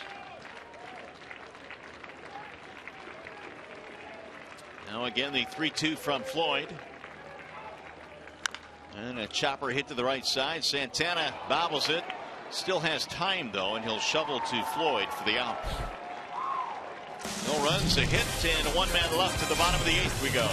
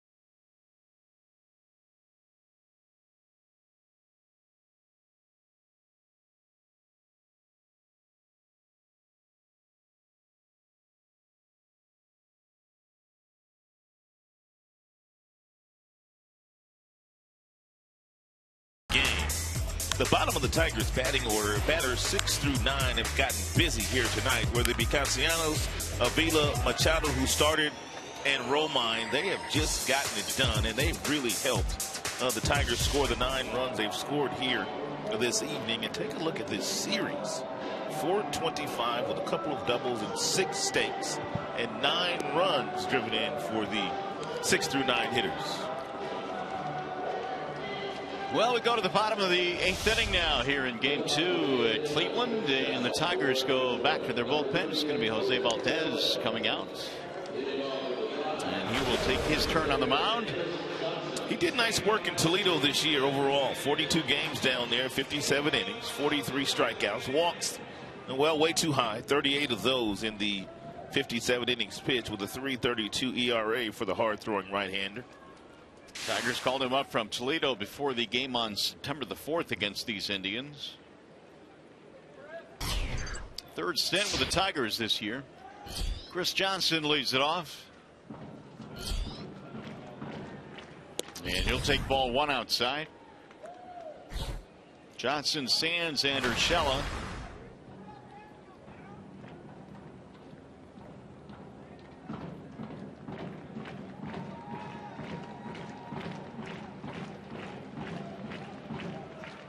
Here's the 1-0 pitch. Little chopper to the shortstop. Romine running scoop. Nice play. It's a real nice job by Romine, because you have to make a split-second decision whether you're going to come and get this ball or whether you're going to stay back on it. Even though he had to come and get it and create a very difficult hop for him, short hop, he still made the play and made it look easy. He made that look a whole lot easier than it really was. Yeah, we had a conversation about this the other day, Andrew and I, talking about, because he had made a beautiful play on the recent homestand where he surrounded a ball in the hold and made a quick throw to get a runner. And he said the toughest part of that play is you don't know what kind of grip you're going to get once you reach in for the ball in your glove. And you don't have time really to adjust that grip. It's knocked down there by Wilson, who stays with it. 2 gone. Yeah, but TV makes it look so easy, doesn't it? Yeah, it really does. And we've well documented the fact that Romine grew up watching a lot of infielders because his dad played professional baseball. And one guy he used to zero in on is the Tigers' first base coach and shortstop, Omar Vizquel. Omar used to make barehanded plays. He barehanded the last out of a no-hitter. Vizquel. You remember that? That's pretty gutsy. He barehanded at the last out of a no-hitter when he was playing for the Seattle Mariners. I don't remember that. I'm drawing a blank on the name right now, but I remember it, though. It's 1 strike on Urshela for Seattle. Yep. Right-hander. I could see it like it was yesterday. We'll get it. Yeah, we'll get it. A swing and a miss by Urshela. 97 there for Valdez.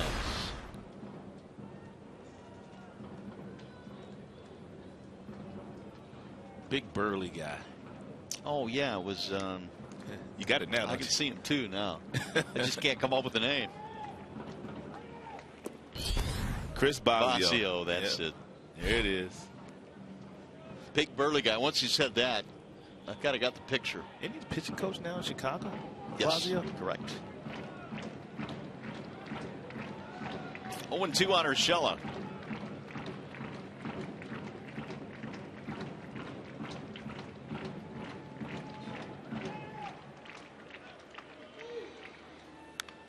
Fouled away. Man, Valdez coming in again at upper 90s, 97. Yeah, he's well rested. Every fastball he's thrown has been at 97.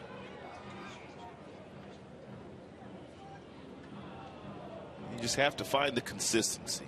We put up the numbers in 57 innings down in the minors this year. 38 base on balls, and I'm sure that's a major reason why he spent so much time down in the minor leagues. But you see that fastball at 97, and you got a slider with that kind of depth on it. That works up here if you throw strikes. Would you say consistency is the one thing that separates guys in the big leagues from those that can't make it in the minors? Yes, especially pitching in the bullpen. You have to throw strikes when you come up here. Sean Armstrong warming up in the bullpen for the Indians. He fought that one off. 2-2 on Urshela.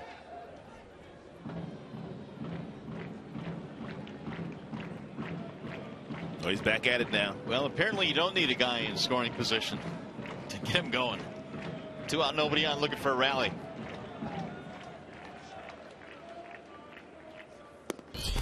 Lowered away, 3-2.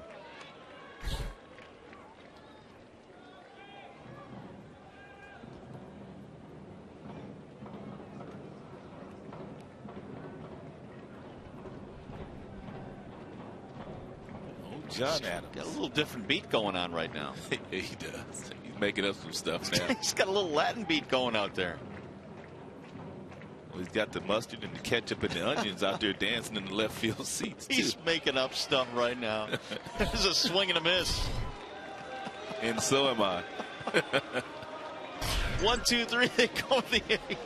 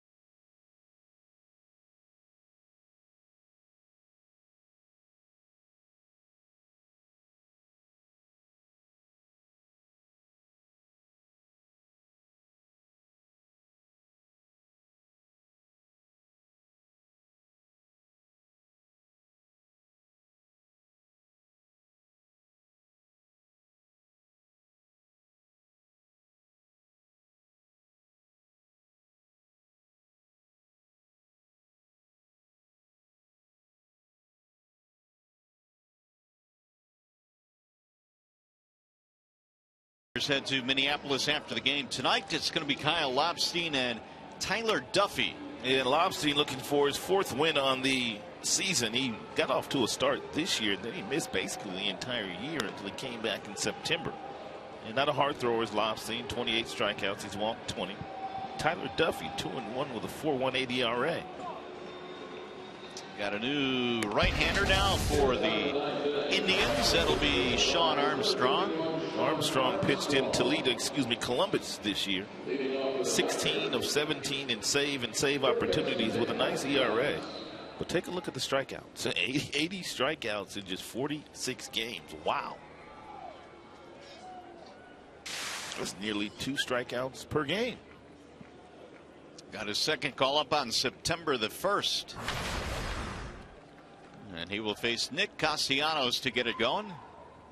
Tigers have 14 hits here in the nightcap. They lead comfortably 9-2 as we go to the 9th. You can imagine with that many strikeouts in the minors, he's got at least 1 or 2 really good pitches. Fastball mid-90s.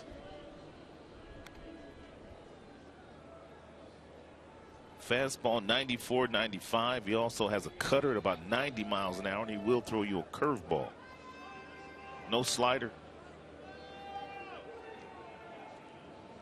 18th round pick in the 2011 draft. Drilled toward left field. That ball is hit well, and it's going to be over the head of the left fielder. Sands up against the wall.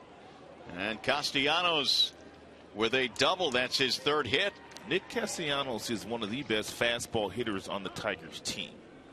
25th double of the year. That fastball was firm inside on him, and he just turned on it and whistled it over the head of Jerry Sands in left field. I mean, he turned on it.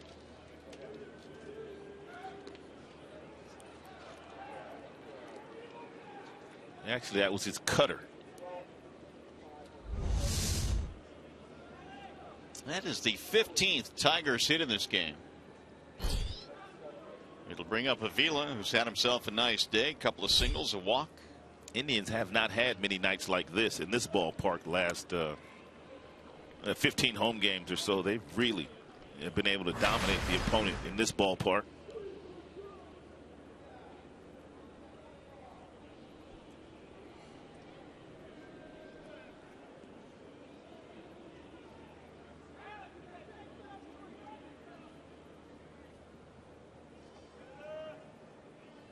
There's the 1-0 Avila, and he'll take a strike on the outer edge. 1-1. Sean Armstrong pitched college ball at East Carolina a couple of years there.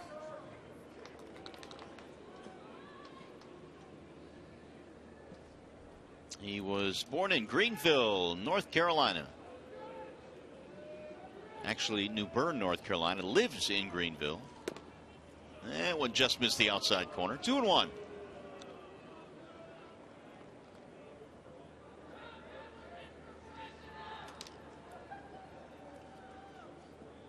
Two balls, 1 strike on Avila.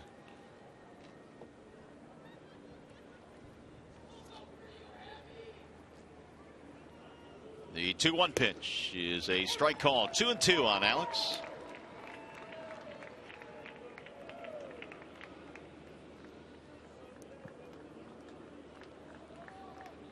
Avila's had a nice day. 2 for 3 with a walk. Run scored.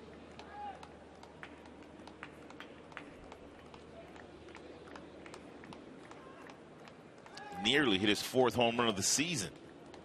I don't think he went. Held up.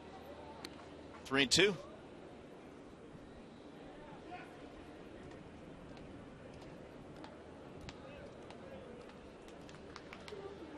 Wilson will be next. We're in the 9th inning in the nightcap of the doubleheader. Castellanos has just let it off with a 2-base hit.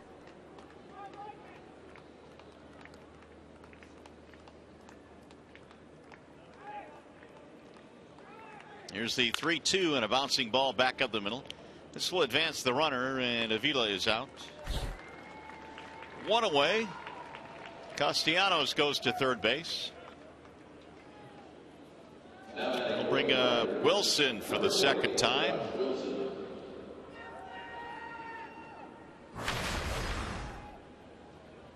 Josh 0 for 1, double play ball back in the 7th.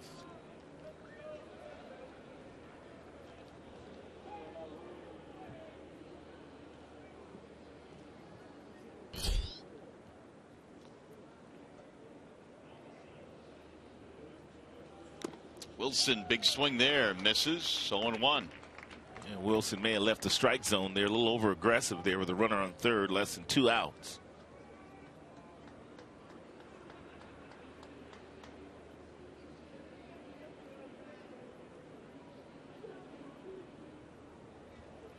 And Dave Clark and also Castellanos, they nearly have their pants up as high as Santana's. I just took a look at both of them over there. Well, yeah, they do, I guess, but they're not above the knee. No, they're not. They're way up there, though. Yeah, but Santana is out of control. It's like he's got some culottes on. They're starting to droop, too, as the game goes on. Now Wilson waits on the 0-2. He went around, strike 3. 2 gone. That'll bring up Romine. Tigers took command of this game with 2 in the third and then 4 in the fourth. They have not trailed after that 4-run fourth. 1 for 3 with a single, walk, a ribby. Flawless defensively here today was Romine.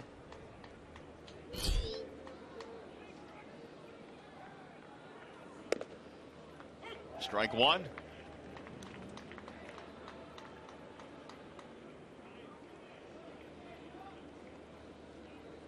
Armstrong replacing Gavin Floyd.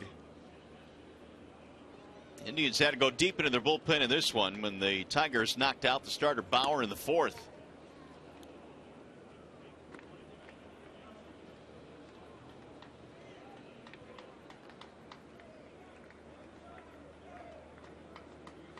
One ball, 1 strike.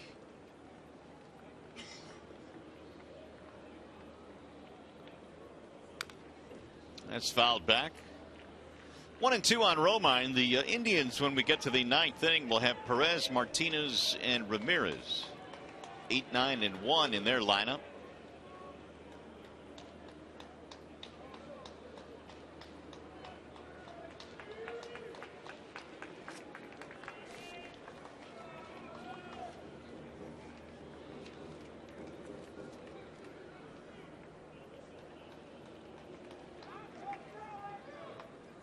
And Romine takes high. 2 balls, 2 strikes.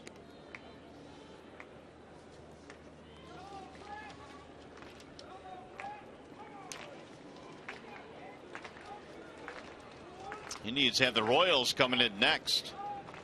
KC, then the White Sox. Tigers go to Minnesota. Here's the 2-2, and it's fouled just behind Castellanos at third. Castellanos looking at Romine with both his hands on his hips, like he tried to do it.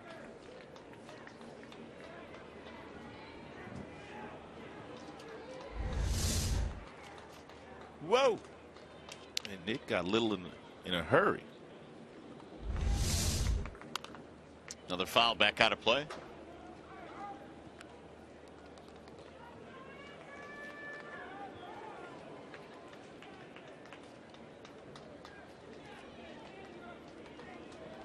Armstrong gave up the leadoff double, tried to strand him at third now with 2 outs. Swing and another foul. Everything that Armstrong has thrown in this particular inning have been fastballs up in the strike zone, and Wilson and now Romine having a difficult time of laying off those elevated fastballs. 7 pitch at bat right now for Romine.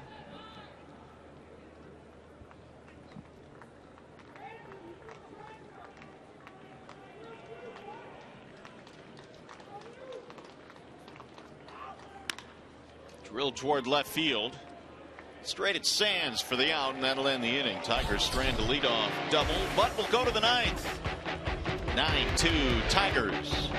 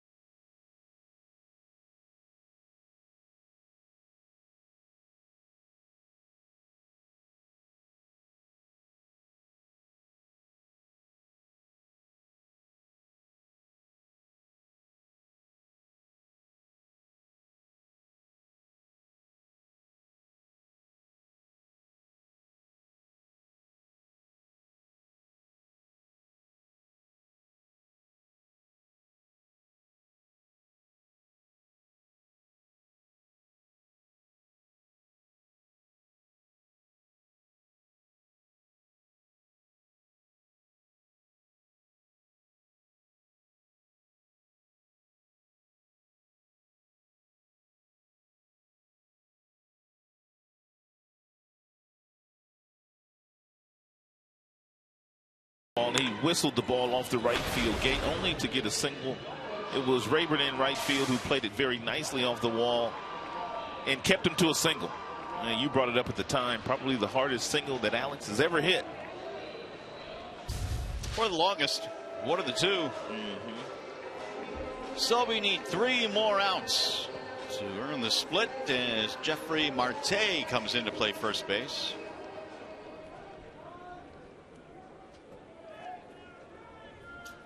And Valdez goes back to work. It'll be Roberto Perez to lead it off here in the 9th inning. Valdez had himself a 1-2-3/8. 9 runs on 15 Tigers hits, 2 runs on 5 hits for the Indians.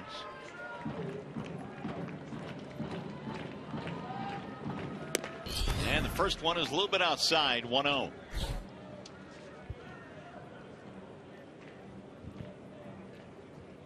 Perez has fanned a couple of times. He's also walked in this game.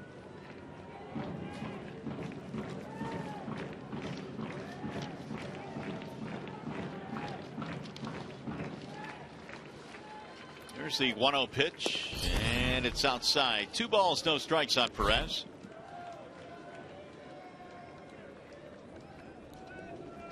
Indians got 2 in the first, have not scored since.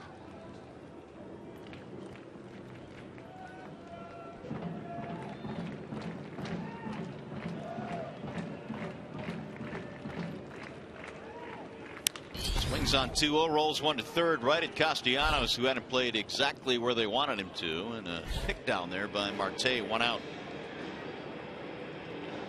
A lot of baseball played today by Castellanos. He played both games. He played every inning of every game, just as JD Martinez has. The only 2 to do so.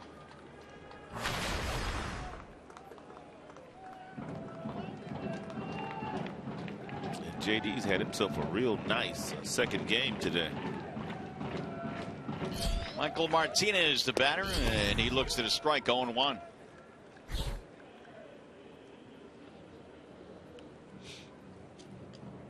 For Martinez this evening, 0 for 3, hit into a double play in the 4th.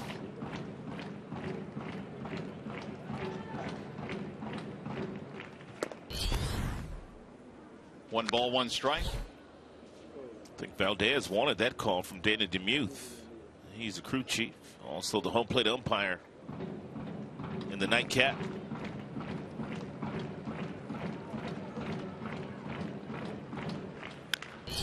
Popped up foul down the left field line. 1-2 on Michael Martinez. Real nice, easy delivery here tonight by Valdez. He gets up to that balance point with that left leg, and once he gathers himself, he's got a fast arm.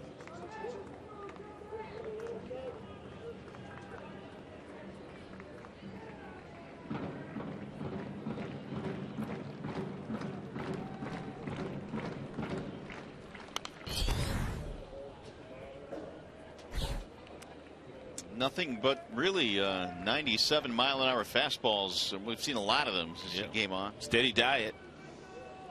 He's got a hard slider too. Anywhere from 83 to 87 when he does throw it.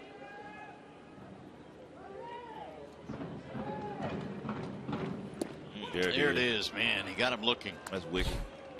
That's not fair, really. 5 in a row retired by Valdez, and with 2 gone in the 9th inning. 97 on the previous fastball. Then he comes back with that real nice slider to get the call from Dana DeMuth. Indians down to their final out. It's the guy we've been looking for all day. At 27th out. Jose Ramirez has a pop-up 0 for 1.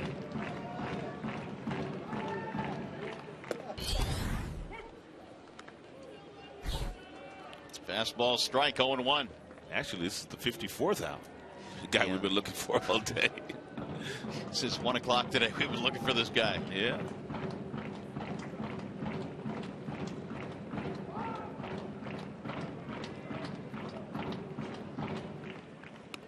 Way outside, and Avila's unable to go up there and get it. 1 ball, 1 strike. That must have been a changeup or something, because he just didn't even look comfortable throwing that pitch. Did not look nearly as fluid as the fastball or the slider. And it just slipped out of his hand.